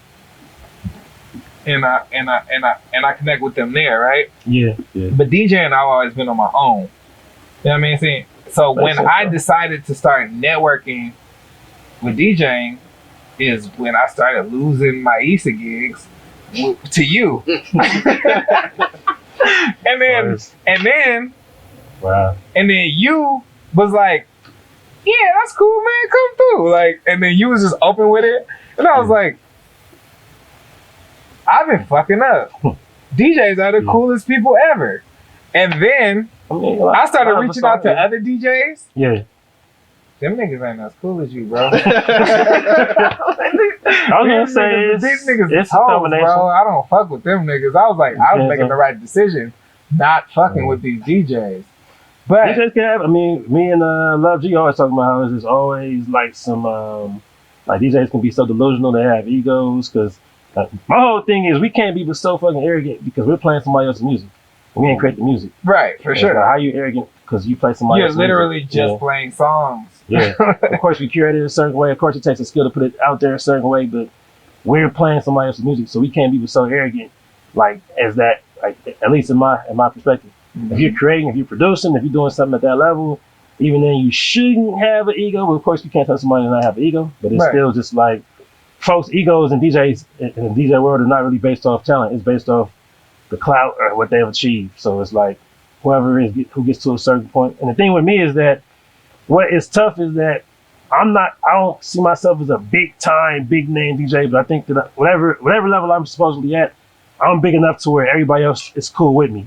So it's like versus 10 years ago when I wasn't there, a lot of DJs who weren't cool with me then are cool with me now. And it's like, or either if I had met them 10 years ago, they probably wouldn't have been cool. So people are telling me I met so-and-so, he was an asshole. And I'm like, he's super cool to me. But it's like, because they see them as, if they don't see you at being at a certain level, they'll be an asshole to you. Yeah. It's that type deal. That brings me to, remember when Dre Sinatra said, yo, I'm starting to realize a lot of these West Coast DJs just are still in artistic style. Y'all owe this nigga Father's Day cards. I remember that. So, and then you was like, I don't see it that way, but that's cool. Like, or whatever the fuck you said. Well, how do you see it? I mean, the thing is, so it might have been 7-8 years ago, I was doing an interview or whatever it was, and somebody asked me, like, what impact do you want to have as a DJ? And I was saying that I wanted to be where the same way that when Jay-Z came as a rapper, you heard everyone from Sicario to Lil Wayne like take his style or take bits and pieces of his style and evolve it. But even 10 years later, after Jay's peak, early 2000s, you can still hear somebody and say, that came from Jay-Z. I was saying, I want to be the same way as a DJ where like, I have a style that's so influential that everybody takes bits and pieces of it to where even in 10, 20 years after I'm like past my peak, you can still say, okay, they came from the artistic lineage. They came from his style. Because for Florida, I would say it's like Jam Pony Express. Everybody came from that lineage, where it's just like the mic check, just cutting the song out, making your own song during the song, cutting it out, whatever. For the East Coast, of course, Kid Capri is probably like the father of the quick mix and all that stuff. So for me, my whole thing was like, I want to be able to have an impact and influence where I can hear other DJs that take bits and pieces of my style and continuously evolve it to where in 10 years, it's like, I can tell, okay, that came from me. So with that, I can say it's definitely a lot of DJs who've taken a lot of different stuff that I've done. Some have taken stuff too direct. Some of them have taken certain bits and pieces and put it with their own style. But to me, that's just how shit evolves, period. That's how rap evolved. Because rappers came, like, Sugar Hill Gang. Taking the drum beats off of disco beats and shit. Like, for sure. Sugar Hill Gang in 79 sounded this way, but then Melly Mel came, and then fucking DMC came, then Rakim and Kane came, and then it was, Snoop. It's like, it evolved because everybody's taking, if you heard Snoop when he first came out, he didn't sound like Snoop. He sounded like Slick Rick. He sounded like Nice and Smooth or something, Damn, if there was no Slick Rick, no Slick Rick, there would be no Snoop Dogg. Like even Mystical said he got his whole style from LL, and it don't sound like it makes sense until you think about LL yelling in the 80s. Back on Back, LL yelled. So Mystical came from that. Because, I mean, it don't, but think about LL when he first came out on something like I can. Like Mystical used to yell and he used to rap at that speed, but then he evolved it. Now he raps fast, but he's still yelling. So for me, all that to say that it's the same thing for me. So I just don't like when people take my exact shit. So it's like, the thing with, like, say Kid Capri, a lot of stuff I got from him when it comes to transitions. I would hear how he would cut to the very end of like, For the Love of You, Shalimar, right? When that break and the beat switches up. I'm like, okay, so I can take that, but I'm not going to take it. If he had a 3-piece transition where he's going from Elder Bars to Shalimar to Anita Baker, I'm not going to take that whole 3-piece segment. I'm going to take the way he brought in that Shalimar. So the same for me. It's certain transitions that I have that it's like, okay, I might always go from Give Me Body, do an old school dance. I might go into Candy Rain. I might go into Return to Mac. So if somebody just takes that one piece, I don't care. But if I'm going from Candy Rain in a Tribe Called Quest, check the rhyme because it's the same sample, and you do all 3 of those songs together, you biting. Right. So I see it that way. And I feel like a lot of times, a lot of DJs who I have heard, even the little shit I say, even like, I don't care, they take my little swag shirt, like to the left, right, slow motion with it. I just say little shit that I hear people take. So it's like a lot of folks do take that. Even with the videos, like when it comes to these mix videos, like nobody who I really saw was making quick mix videos in the vein of what I was doing 5, 6, 7 years ago. Like DJs were making like scratch videos all day, routine videos, but nobody was saying, all right, these are the top 20 songs from 96. Here's a whole video full of Kendrick songs, quick mix with 1 bar a piece. But even that whole style of quick mixing, I didn't create that whole style. So it's just, I took that from somebody else and made that. So a lot of folks are doing that. So I don't mind when somebody is saying, here's the top 20 songs. Like I think Precise did that for like 2011, like 10 years ago. These are the top 20 songs on Billboard. It's all pop songs that I wouldn't play. So that's not really biting. That's kind of taking the influence, but it's not biting. If he took my same 2011 mix, somebody did just bite me. Somebody did bite me for the fucking Triller video. Right. Somebody did take like 7 of my transitions the next day. The very next day after I made the whole mix for the same competition. That's biting. Right. So when it's shit like that, I low-key had put on Twitter one time, I deleted the shit right after I wrote it. I was like, I gotta stop watching your videos, bro, because I might fuck around and think I thought of your shit. I mean, I was like, I might like, because when I was rapping, I did it on accident a lot of times. I was like, it probably happened. I got the perfect bar for this, and then like it'll be my best friend, nigga. Just has spit that shit to me. I was like, I thought of the perfect bar. This is amazing. This is the best shit I've ever wrote, and it's because I just heard the homie spit it, and then the homie be like, you stole that shit from me, bro. I spit it for you before I released it, and you're just gonna spit it and then put it out. Yeah. And then, like, that's a big conflict of mine. And then you know what happened? That happened to me one time with your ass. For real? Nope. But all right. No, it actually happened the opposite way. I had Lion King had just came out. Oh, okay. Right? Yeah. And then I had put out a mix because I don't record mixes very often. Yeah. My social media presence is trash. So I had put out where I did the into Boot Up. Oh, okay. And then like the day I put it out, I had seen you play the Lion King at I think it was the fucking Brunch the Bomb. Probably. Yeah, it was a brunch for sure. It was a brunch. I don't know where it was. I was trying to name the location. Yeah. But I was like, damn, niggas gonna think I took this shit. I mean, we got the same circle of niggas gonna think I took this shit. It's the thing is, so I put like 2 videos a year, nigga. It happens. I mean, the thing is, like, of course, the cliche is the whole great minds think alike, but it's where the funny thing is, I've been accused of biting small stuff a few times, and it's just like, the thing is, like, a lot of shit is just like lowest common denominator. Like, even the homie, like, he posted something, I think it was about a picture of sugar-free fishing. Mm-hmm. So it's like, so I saw it, I was like, I'd rather give you my fish. It's just, I'd rather give you my fish. It's an easy ass whatever. The next day, that nigga Evan loves that picture. So the next day, my homie was like, for real, he's gonna steal my whole tweet. I saw he had the same exact tweet like the day before. It had like 400 retweets, and like he probably ain't gonna believe that I didn't see it. But I'm like, I followed 10,000 people. Right. I ain't gonna see every single tweet. And then like even with mixes, I had a mix called like Slow Jams and Chill, because it was the whole Netflix and Chill area. Cover looked like Netflix, but it said Slow Jams. Some random DJ from the Bay saw like a year after, like coming on a random new video I put was just like, yeah, y'all like Artistic, but he stole my whole concept for a Slow Jams and Chill mix. And I looked at his, I'm like, for one, you posted yours after I posted mine. He was like, nah, I made it before that. I'm like, either way. But you didn't post it. I'm like, either way, even if you did, it's like, for one, I don't even follow you.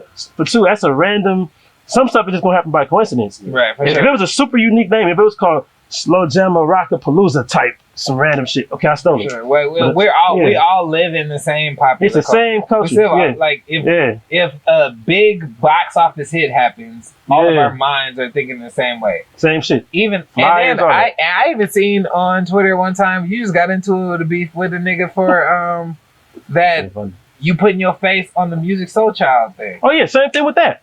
It's fucking Music Soul Child. Right. It's like if I Photoshop if I took a concept where my face is on a Domino song from '93 or some shit, and you did that shit before me, even that's still not. You're not Domino either. Yeah, you're not Domino either. But it's like that's a famous ass cover. Everybody knows that music cover. Same thing for Chronic. I did the same thing for a flyer for Chronic. And somebody who has a party who, and I do follow him, but they're just like, wow, like I guess we're influencing the world if people are taking our covers. I'm like, you took Dre's cover like I did. Right. Like you did not create Dre's influencing the world. Dre is. Me or you are not. Yeah. So it's like a lot of folks just they always want to accuse somebody or assume somebody's biting. So for me, it's like even when I hear certain transitions, it's like they could have got that from me, but I don't really care. As long as it's not a whole thing. Mm-hmm. So that's the way I see the whole shit. But overall, I feel like if I'm making influence where people are taking the style, that's a good thing. Like, because overall, people on the East Coast and even the South, they still look down on LA DJs. So whatever I can do to make LA DJs like blossom, because I'm tired of hearing that shit. I'm tired of even out here whenever I'm playing at the Dime or something. You gotta be from the East Coast because you killing it. No, I'm from right here. Are you from LA? Yeah, nigga. Yeah. Yo, what the fuck is up with that? Like, why does LA get even like as long as I've been doing music, I've noticed that LA gets music last. We get it. I mean, the thing is, it's like, look how far we are. So even with the internet, it's like LA is here, Texas is here, then Louisiana, Florida, Georgia, Carolina, New York, Philly, DC, all over here. The West is way over here. So historically, we got shit last because it's just that far culturally and just like musically. Like the shit that where it's coming from. Where it's coming from. So even with the internet, everything still travels quicker now, but it's still where it's like we still have different taste buds. We still like local stuff still is gonna hit you harder anyway. Mm-hmm. The thing is, people always say that, but think of it this way: we get shit last, we get their shit late. They don't get our shit at all half the time. So it's still we're still in the same plane. But you know why that's so weird to me? Because we're LA. As far as what? As far as getting it late? I'm talking. I'm talking about how like they never get our shit. and we get their shit late, but we're top 3 cities in the whole world, and we're not 3. I mean, because it's like musically, I mean, but musically, we have not had the huge major impact and domination since '96, and in 2011, what happened in 96? I mean, that's when Pac died, but just the 92 and 96 was LA's peak when we were the most dominant by far. Think about even the little shit. Jamie Foxx's theme song is a West Coast ass beat. Adina Howard is not from the West Coast, but you think she is because Freak Like Me sound like a West Coast song. It's like the whole sound of music was only based on West Coast music in the mid 90s. Before that, it was the East Coast. After that, it was East Coast for a minute.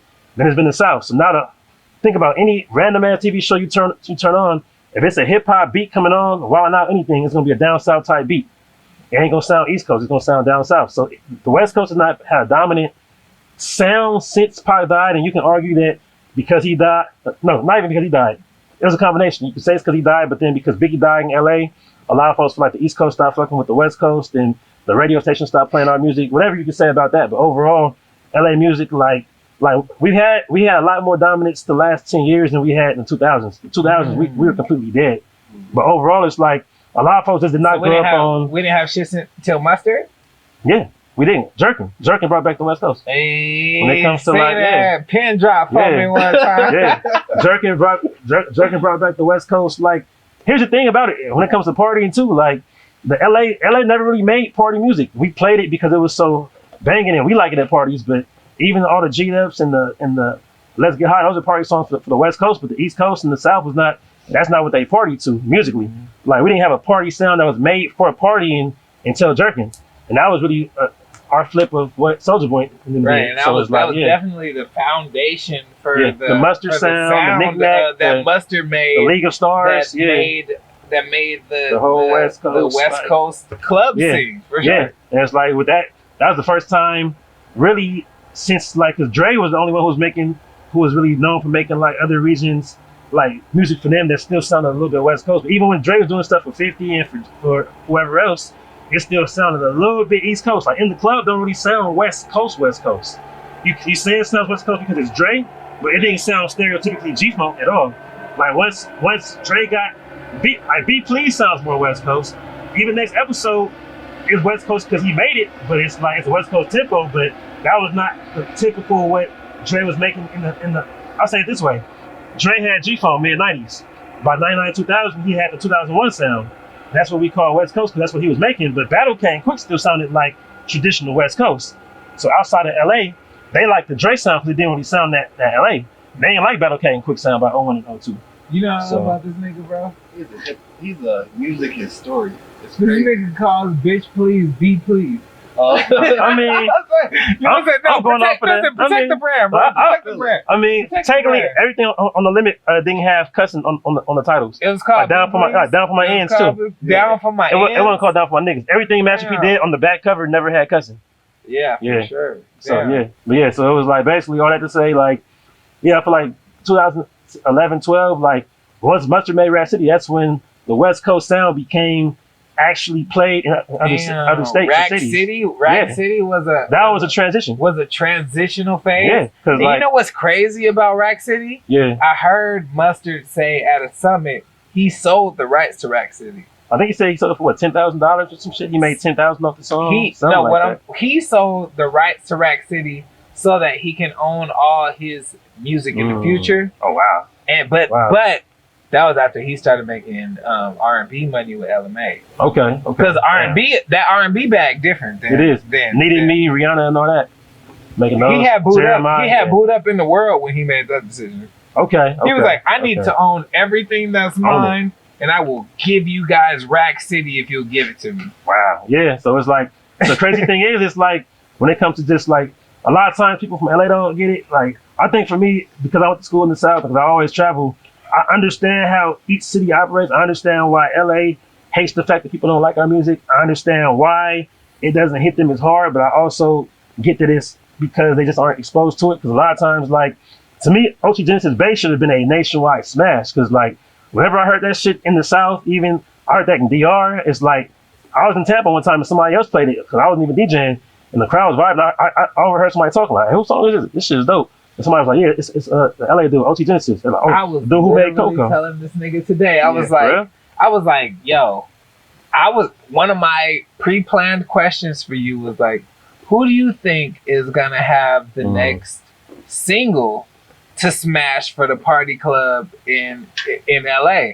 And he was like, I mean, we got Blast. I was like, well, Blast is like the pre-function. Like, that's the 9 to 11 Warm-up? time. Yeah. You know what I'm saying? That's the vibe. warm-up time. And I was like, we need to smash like Bay.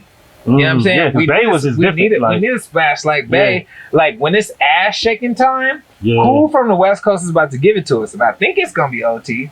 Because he always has. He always, every year, he always got something He big. do put out. Yeah, he does. I ain't gonna front you, bro. I feel like you stole that tweet from me.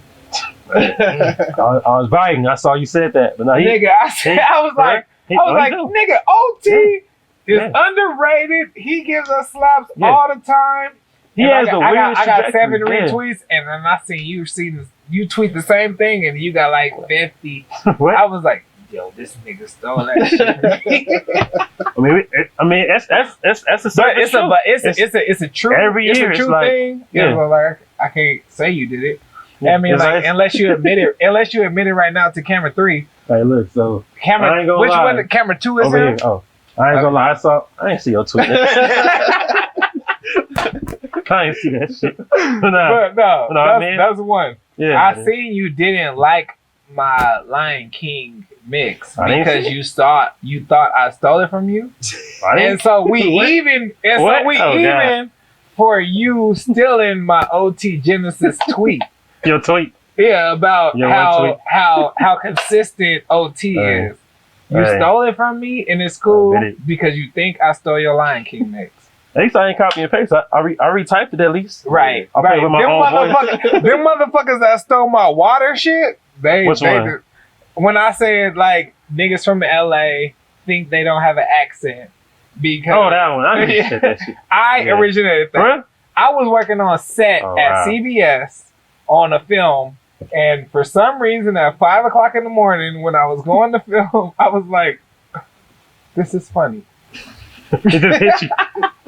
It just hits you like, Right? And then I wrote it, right? yeah. And then that shit got I remember that. 7,000 retweets, bro. And then I started seeing it on Facebook, and I started seeing it Oh, people on always gonna write that shit Instagram. everywhere. Yeah. And there was like, people from LA, they don't have an accent.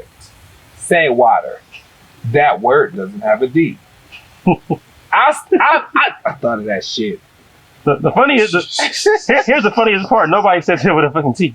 Nobody does. No, listen, it was me trolling. Yeah. I was trolling. Trolling, I was trolling, bro. Like, I was that shit's trolling, stupid for that.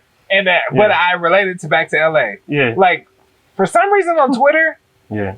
the only times I go viral is when I say LA shit. Like, the other time before that, when I went viral, I was like, I'm from LA. Nobody's traffic or gang scare me. I mean, it's fact. Right. It's basic, but it's fact. Right. Everybody agree with it. Right, Yeah. but that Yeah. shit went up on Twitter. Right.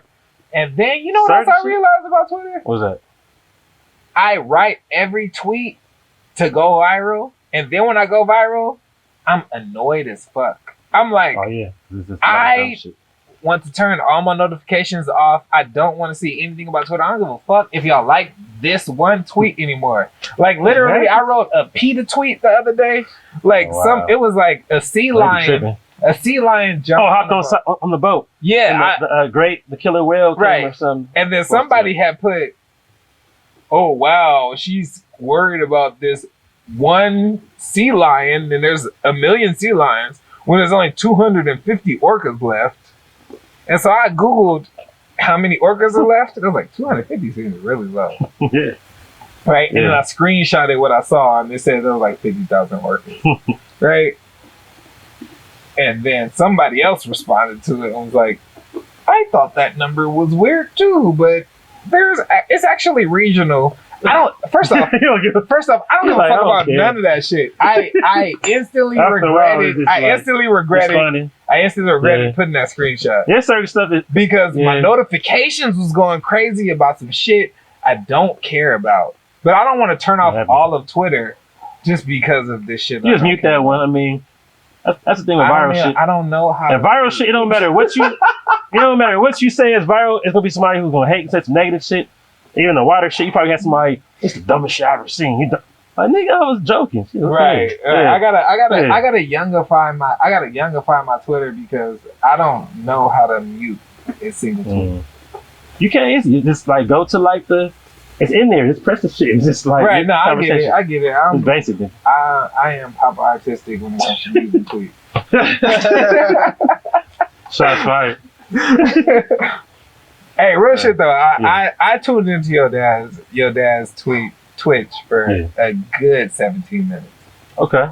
He got me from Slauson and the 405 to the 405 and the 10.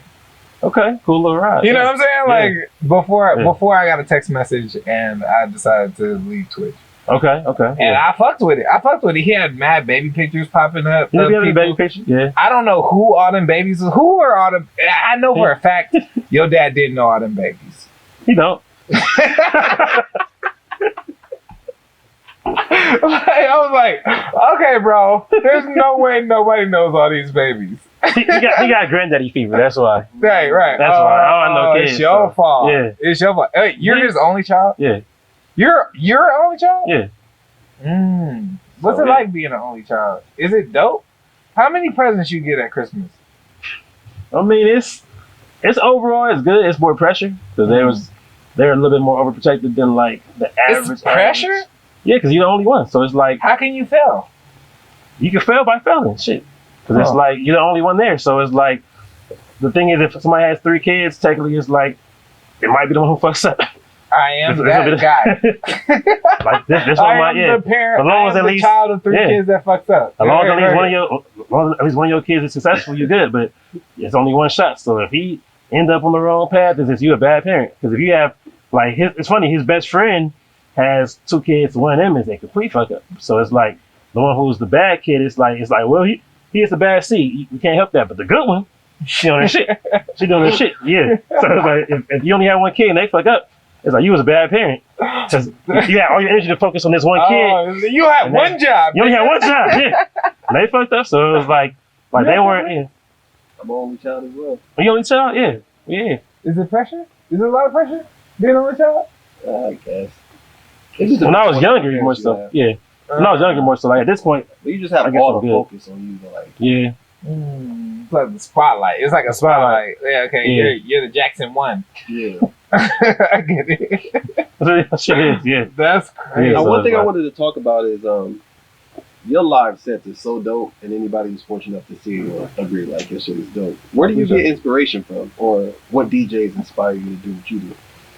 It's a combination, kind of how I was saying earlier about me having an impact on DJs. So it's like I would say Kid Capri as far as like the quick mix technique, and then beyond him, probably Mark the Spot, because Mark the Spot's from the Bronx, and he kind of took that New York style, and he was the first and the main one doing it in the Hollywood club, so I saw at least.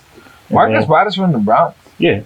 I could have sworn that nigga was from here. No, I mean, he been here. The only place I've seen him is here. I mean, he been here since the 2000s or something, so, of course that means bad kind of, what?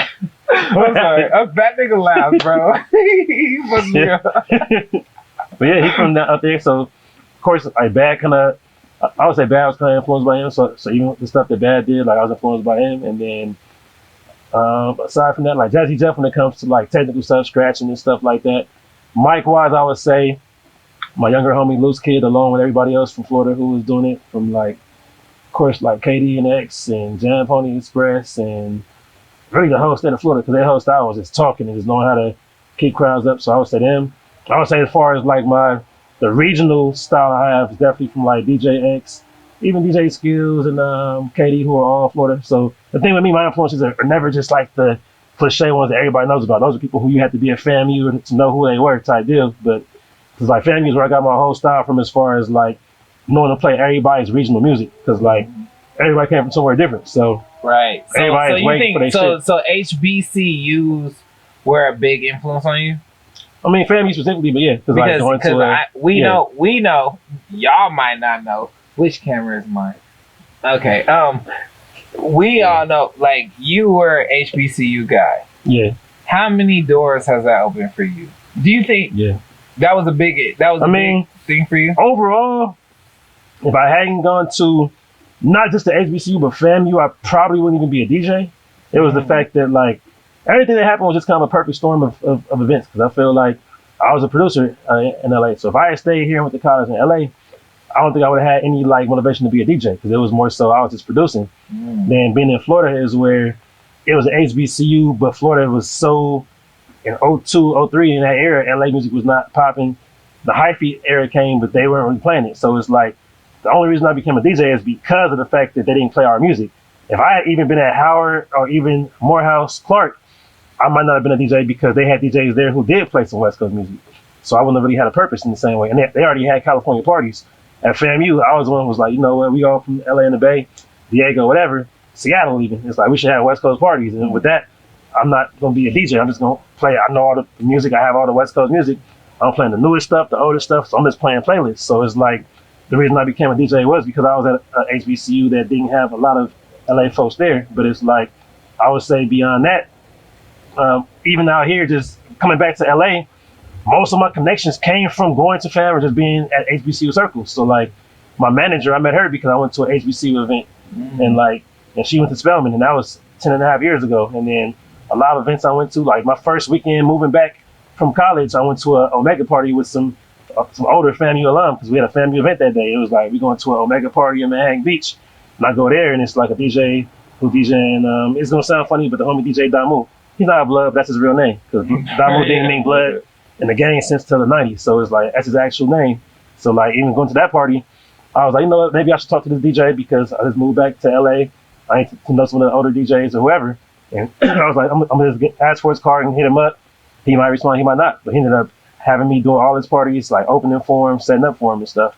So really all my connections here came from being HBCU, and then my whole style came from that. Because the thing is, if I had grown up in the South and went to FAMU or anywhere, I wouldn't have really understood that LA music was that important to LA people. And then being from LA is where, and going to the South, you realize that the same way we have Sugar Free, the same way we have East Side is Quick, whoever else it is, that they have artists that we may or may not have heard of, but they love them more than what's commercial and mainstream. So you go to Atlanta, you think, I went to Atlanta in 07 for a party. So 07, you would assume that means all Soulja Boy, Jeezy, T.I. I ain't hear none of that shit in the club. It was all local Atlanta artists. Who? DJ-Yola type shit. I don't know who the fuck that is. See, I don't know what y'all been told, but that type shit. Like so it was all this local stuff. So you realize it's being from LA but going somewhere else that everybody likes their local shit. So Louisiana, of course, we know Lil Wayne. I remember doing a party at FAM, and they were like it was the set was the main part that we kicked it at, and they were basically like, I had to do it the same day I was doing it. Louisiana Club had an event too, and they're like, we don't know whoever this DJ is. He don't know our music. All he knows is Lil Wayne and Boozy. He don't know nothing. He don't know Fifth Ward Weeby and Jubilee. And I was like, yeah, I do. So as soon as I left, I didn't know the fuck they were. I didn't know. So I was fronting, and then I went home. I went on fucking LimeWire. I went on LimeWire. I don't even think YouTube was popping yet, but I researched them enough to know.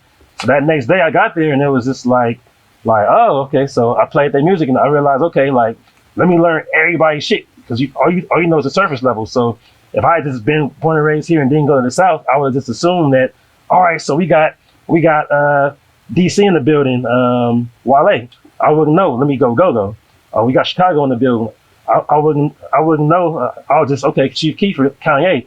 I wouldn't know to do bang, bang, bang, ski, and that type of shit. So it's just like, so that, it kind of formed my whole style, basically. I've seen your go-go sets. I even reached out to you to like, hey, bro, I need some help with some go-go. Like, I got some DC shit coming up. I remember that, yeah. And he was like, yeah, I got you. That never happened. Hey, you gotta follow up, nigga. Follow up. Okay. Hey, whatever happened with them FAMU orgies? So here's the thing with the FAMU orgies. I was there before that even came out, but like, damn it. But from what I read, it was more so, I think the girls either went to FAMU and they got kicked out, so they weren't current students, or they weren't ever students. But the whole thing wasn't really FAMU, but because that's a buzzword. FAMU is one of the biggest HBCUs, especially Florida for sure is the biggest one.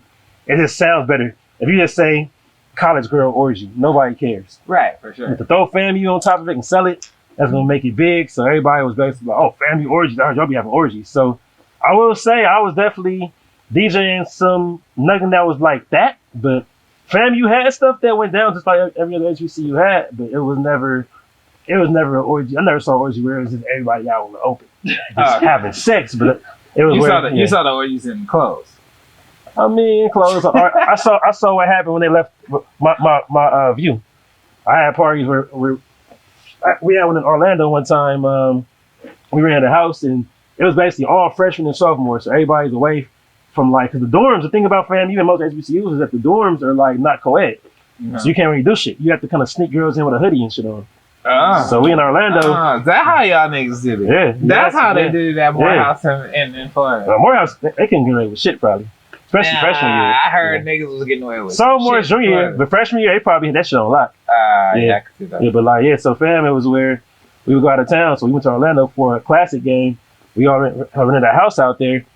So it was all these 18, 19-year-olds, their first time just having no supervision, no nothing. And I'm DJing and I'm just playing, you know how parties go in college, the last 20 minutes is all slow jams. But there's no club cutoff. So that 20 minutes turned to 3 hours. All slow. So it go from everybody giving kind of comical lap dances, extra out to they really coupled up to now it's nobody out here and I'm still playing music. And I'm like, oh, I know where they all went. And then I saw one dude maybe 2 years later, he came to LA, he was like, yo, I had my first kid because of you. Damn. Damn. And he was like, yeah, man, night in Orlando, you kept playing that slow shit. And, we went to the room, I was drunk, I ain't had no condom, I didn't care. Right, damn. I'm like, I appreciate you, my kid, but now my kid is autistic. Okay. Hey, it happened. Hey. I named him DJ because he's autistic. Shut your ass up. Shut your ass up. Hey, that's that shit. Fucking idiot. Hey, cheers to DJ. Nigga's an idiot. I'm my mom, baby. I'm telling you.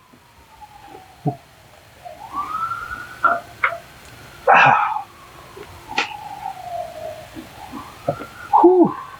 Disgusting. 10 minutes? Okay, we got 10 more minutes because we've been out here and the helicopters and the sirens have gone crazy this whole time. If there is 7 minutes of unaudible time tonight, it's because I live in the hood. I mean, it's not the hood because you saw about half a mile away on Arlington and 63rd, a house is going for 1.1 million. I live in the expensive hood. I mean, in 5 years, this shit gonna be Beverly Hills and shit. Listen, yeah. I'm like, wow. I can't wait till they turn what that Ralph's that they decided to shut down turned into. Maybe they'll turn that Ralph's into a Trader Joe's, and then everybody's house turns 400,000 plus. You know what I'm saying? Speaking of which, that's what I wanted to talk to you about: the gentrification of Inglewood. Yeah. You seem to be very opinionated on this. How do you feel about the gentrification of Inglewood? Because you are Inglewood adjacent. Yeah. I was born, of course, technically at a hospital in LA, but the first house I lived in forever was Inglewood. My parents bought that early 80s, sold it in the mid 90s. Okay, but you rep Gardena. Yeah, I grew up in Gardena more so, but it's they owned that house in Inglewood till 96, and then just seeing how it changed from when they sold it, because my parents still live in Gardena. Okay. And I live in South Central, so that's why I've been at the last 11 years. But but just seeing that, as far as the whole gentrification of Inglewood, it's because that's the first stop that they're trying to really gentrify versus South Central. It's slowly happening over here, but Inglewood is their main target. Because the thing about Inglewood is that I've always joked that it's either the nicest hood city or the hood is nice city. Because Inglewood is a very interesting place because it's the only place that damn near feels suburban, that has two-parent households, the whole street, but you can still be hood or say that you're from the hood, and nobody even from Watts is gonna say, "Oh, you fake." Because even people even being from Gardena or Carson, people might not really take you as serious. Versus Inglewood. Inglewood is known for still having real gangbangers and real. The Wood movie was really Inglewood, so. That was pretty accurate. I mean, look at how Stacy was extremely he was a hood. I mean, of course, DeAndre in real life is from the east side, but even still, in the movie, he was a super hood, intimidating, real gangbanger. But his house was cool as fuck. That was not, Bro, did y'all not see that nigga house? that was not the His project. sister had a whole segment where Yeah. she could fucking get away with it. Yeah, her room looked cool as fuck. Just like looked like Brandy sitting in my room video. Yeah. It did not look like D Hood. So it's like Inglewood's always been a very fascinating place. So it's like the fact that Inglewood has been a place that it has those hood elements, but you have Carlton Square. Of course, now they have a Renaissance, but you have Century Heights between Crenshaw, Van Ness, Century, and 104th, where it's just like a baby Ladera Heights. It's like Inglewood's always had, the avenues where Christmas time, they used to, back in the 90s, 2000s, they would compete to see who had the nicest Christmas decorations in the house. Like, Inglewood has a strong black culture that it's like, so if they start trying to take away Inglewood, they don't try to take everything black that we have. They already are making that move. So I feel like just seeing it happen day by day, like inch by inch from the stadium, seeing the fucking lake at the stadium, is just, it affects me in a sense of like, because I can't personally do anything about it, but it's where it's like, it's just so many issues with it because LA has already lost so much of its black population since the riots, technically. Right. LA was a lot more black in the 70s, 80s, like, and the thing is, people move to LA for different reasons now anyway, because everybody who moves here now is for entertainment. Back in the 80s and earlier, it could be for corporate, it could have been for farming, whatever it was. But overall, it's like, Inglewood was, to me, just a place where it's like, it's a kind of a, if not middle class, it's a mixture of lower middle to middle class, black, that, because I would have bought a house in Inglewood if I could have afforded it 11 years ago, but it costs a little bit too much now. But seeing how much like it's changing now, and just seeing how like, I say white folks, I just say it that way, white folks can come and just see, oh yeah, like everything that's getting built there is not for us. So it's just hilarious seeing that Cinderella Park, which is now rebranded as Edward Vincent Park, is right next to, that's Cinderella, was it? I think that's CPV, that's Cinderella Park. Yeah. Blood. So it's like, absolutely. That area, I remember my church used to have picnics there in Darby Park, and my parents would be like, I don't know if we should have the picnic there, because that's where Bloods be at. So now seeing they have nice ass townhouses right next to that area, and they don't get fucked with. Like, the crazy shit I saw was when I was at, just to explain it, Miss B's M&M's, which is on Prairie in Manchester. Of course, why did that close? And now it's going to be a fucking Starbucks because of gentrification. Yeah. But I was there maybe 4 years ago, and I remember seeing a white guy ride his bike with a blue bandana on his head. When I saw that, I was like, oh, wow. Oh, you got the blue bandana and everything. In Inglewood. Yeah. Like, seeing that just made me say, okay, this shit is different as hell. So just seeing how they can basically, because the thing is, we all know Inglewood was all white until 78 or some shit from what I read. Like, they said basically Inglewood High, they clashed the first 3 years of integration because it was still more white, but by 80, 81, it was all black. So the white folks just couldn't even combat it. But seeing that they can just say, oh wait, Inglewood, we let them have that, we moved out, but we want it back now because it's prime location. It's close to the airport. We're not that far from downtown. We're not that far from Hollywood. We want that back. All y'all niggas move out. It's like seeing how they can just kind of take that shit back because we can't afford it. Because like if the shit over here in the hood, as we call it, is 1.1 million, Inglewood shit probably 1.5 for the same shit. Beautiful. So it's just like we can't even. It's the issue of like pushing out black folks where that's why so many black folks are moving back. It's like reversal of what happened 20, 30, 40 years ago. Because most of us got here because our parents came from the South and from maybe the Midwest, but usually from Alabama, Texas, Mississippi, and Louisiana, whatever else. Right. And now we're moving back there because we literally cannot afford to live here. Like a regular corporate black person, like my overall issue is this. Like my street, even in Gardena, was like, it was the whole street was 2-parent households, but it was all like kind of blue collar dads. I think it was probably my parents, maybe one more family had like college degrees. So you didn't even have to have a degree to own a house off Crenshaw Rosecrans, 4 bedrooms, pretty well manicured, this and that. Now the kids of these parents who are like us, our generation I have friends who are literally lawyers, doctors, mechanics, engineers, whatever, who make 100K, 20K. Yeah. We can't afford to live on the same street that we grew up on. And the fact that happens is an issue.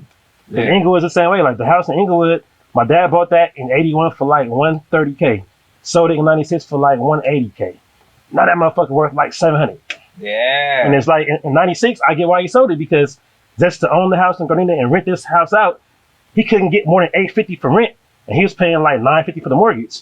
96, that's kind of high. You're losing $100 a month. Right. Of course, nobody in the world back then is going to know that this Inglewood area is going to be worth what it is now. Nobody can know so far. So it's like, yeah. So it's like, I'm not mad at him for selling it at all. I get it. But looking at that now, it's frustrating because it's like, we could have had a landmine with that shit. If we had kept that motherfucker worth 700, and then the house is worth what it's worth. it's just like, so seeing it happen is a lot. So yeah, that's real. All right, my next question, as a derivative of that. Yeah. So I live on 59th and Crenshaw, right? Yeah. That's where I grew up, right? My mama lives on Slauson and Crenshaw. You live in a neighborhood. Yeah. Happens to be a neighborhood. Neighborhood. You know what I'm saying? You know what I'm Happens to be somebody's neighborhood. Right. I happen to be in the neighborhood. You know what I mean? But where I planted my flag, you know what I'm saying? Where I was at, my stomping ground was in the hills. You know what I'm saying? View Park. You know what I'm saying? Okay. Yeah. So where I rep is View Park.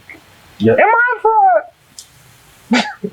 For repping View Park? I'd be like, yeah, I'm from View Park. Like, cause that's Slauson and Overhill. You grew up. That's where I was. So like, when I was in high school, I was at all of my homies' house, and they lived on Slauson and Overhill. They was on like Kenway. They was in Angeles Vista. You know what I'm saying? That's where I was. But I lived over here. I lived on, I lived on 59th and Crenshaw. But if I tell people where I lived, the implications that come with where I live mean something else. You know what I'm saying? But that's just not who I am. It's like, so it's actually like reverse fraud because like, right. Cause like niggas do the opposite. Yeah. Niggas be like, I'm from here, neighborhood. You know what I'm saying? Like, I'm not from 60. Like I live in the 60s. I live in the neighborhoods all the way. Like if you understand where I am, it don't get more neighborhood 60 Crip than where I am. Hey, what's up, nigga? Hey, hey, what's up? Hey, what's up, Keep it neighbor? rocking. Hey. That's where I am. Yeah. And that's where I really am. But that's not where I be. You know what I'm saying?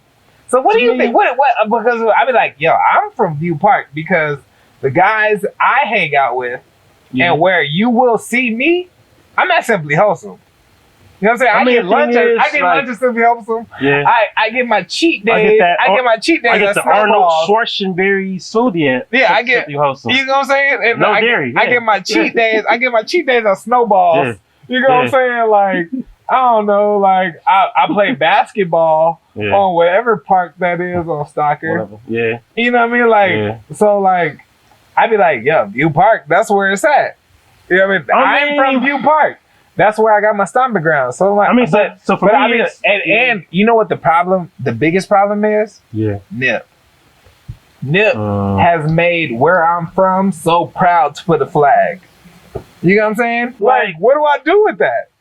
To me, it's where, so even for me, it's like, I definitely rep Gardena, but at the same time, it's like, for one, I didn't go to schools in Gardena. So it's like. Where'd you go to school? I went to Bishop Montgomery. What the fuck is that? The basketball school in Torrance. That's like, they always top 5. Damn. So it's Catholic the school. Other side of Gardena. Yeah. So it was definitely a super rich white area, but it's like, everybody who went there was from Inglewood, Gardena, Carson, Long Beach. So it was, the black folks there was black. It wasn't like the suburban black folks. We were all from, it's all the kids whose parents was like, you know, the local school was a little bit too hood. Cause like Gardena was definitely like, all the homies went there. So it's like, my parents just didn't want me going there because they felt like, that's the only child shit. They just don't want me to be. I went to Westchester. Yeah, so like Westchester, I mean, Westchester is similar because I mean, technically that's not. Nobody who went to Westchester from Westchester is from Westchester. Yeah, nobody is, but it's like for me, it's where I grew up really just as much as in South Central as I did Gardena. It's just I did live in Gardena, so my friends who I grew up with on the street from there. So it's like between that, then my Uncle Joe is Western and Jefferson. It's like I had so much family who was South Central, and then. Basically, everybody, even the ones who weren't South Central, were mid-city. It was like Olympic and La Brea or like Crenshaw, Washington. So it's like, overall, I just claim LA as a whole. And it's like, if somebody asks you what part, yeah, Gardena, Crenshaw, Rosecrans. But it's like, I grew up just as a LA. Because the thing is, LA has an overlapping culture. If you grew up anywhere within the black realms of LA, that could be fucking Hawthorne off Doty and Yukon. That could be Carson. That could be whatever they call the Rancho Dominguez, which is Compton, but they don't officially call it Compton no more. If you anywhere in black LA, to me, it's all similar. It's just that it's different economic levels, of course. And it's like, even with View Park versus the thing about LA has the trickiest economics ever. Cause it's like anywhere else, it's like, this is not really the hood anywhere else. This same exact street, this fucking backyard, this is not the hood nowhere else. If you in East St. Louis, if you in Detroit, if you in Flint, this is not the fucking hood. So it's like, but LA is just, it's not the hood because of poverty anyway. It's the hood because of the culture here. It's the hood because of like people who make it hood. It's not about like we're struggling to get by, so we robbing you.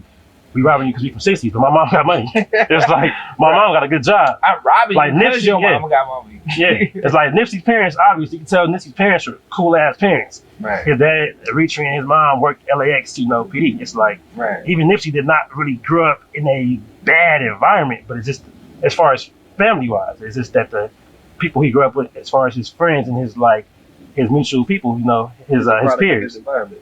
So with that, I feel like a lot of folks in LA do kind of claim places that they're not all the way from. I got cousins, they say Compton, and I'm like, your dad moved to Compton after it got a little bit nicer on that street. It's like, it's not really like Compton of back in the day type deal, So it's like, but overall, yeah, I feel like it's like wherever you feel like, depending on what you're telling or what somebody's asking you. If somebody's like, where'd you grow up? If you say, I grew up in View Park, oh, what street? Or what's your address? And you're like, well, technically my friend grew up in this house. That's kind of capping. But it's like, just to tell somebody that, like, you were more of a View Park product, but at the same time, it's like, you were one of those, like, what they say, rose in the concrete types. Because, the thing is, even in every hood in LA, it's a lot of us do grow up and still become successful. We do become this and that, but it's like, one thing that I have an issue with is that black folks just put so much on being hood, and it's so fucking binary of, like, either you're hood or you're suburban. Yeah. And LA does not live by those rules. Like, maybe Texas does. Maybe Detroit does. Maybe DC and PG County does. But LA is not binary because it's like the suburbs to us are really just the IE. Right. Like, we don't even call Carson the suburbs. Because technically, Ingle is a suburb. Right. Compton's a suburb. Gardena is a suburb. It's like, those are all technical suburbs, but it's like View Park and Baldwin Hills are nicer than the average suburb by far, but it's right off Crenshaw, so it's still kind of hood. Mm-hmm. Even being from Ladera Heights, you go to Inglewood High with the fucking Bloods. So It's like, LA has a very tricky culture where it's not about just the binary or you hood or you not. So it's like a lot of folks can grow up, a lot of folks from LA who grew up in Watts, but then they went to a private school and they have a complete proper accent. And then I know people who grew up in Ladera or Baldwin Hills, but their parents were gangbangers back in the day. So they still roll with their parents' friends' kids who are in the hood. So it's a very tricky culture out here. For sure. So, yeah. Nah, to kind of like wrap it up, so what's next for DJ-Rtistic? For me overall, it's just about keeping it going from where I'm at right now. Like, I've definitely been, since the pandemic it's not over, so I'm not gonna say it's over, but since we've opened back up, it has been nonstop parties all the time. So it's just about staying active with those, but just kind of like being more specific and kind of like branding myself a certain direction, possibly throwing my own things. Because it's like, it's always dope to DJ everybody else's party, whatever parties that people know are popping. Mm-hmm. But it's a different sense of pride. Like, even doing my homie B-Hand's block party, it's like, yeah, it's dope that everybody is like, yeah, he killed that set, but it's his party. The fact that he has a party with 1,000 people, it's B-Hand's party. Yeah, it's like, that still trumps everything that I did as far as the set goes. So the brand is the brand. B-Hand's beat. Yeah, so it's like kind of branding myself that way, but just getting more on the educational side, just being more of like, educator, and just hopefully like, changing the waves of, whatever I can do just to kind of help music progress, to help, West Coast rap progress. So I'm looking that direction, and they're still even getting better. Like, one thing about me is just continuously evolving as a DJ, still like learning new styles, like incorporating new music with my sets, and just like pushing the limit as much as I can. Right. Yeah. So you heard it here first. DJ-Rtistic said, I'm a semi-fraud. From View Park. He be over here fraud. Like he is a reverse Nunu. Yeah, right. He over here acting like he's. Right. I'm acting like I'm not from the. Yeah. It's like But it's like my own business. Hey, look. Thank you. Peace.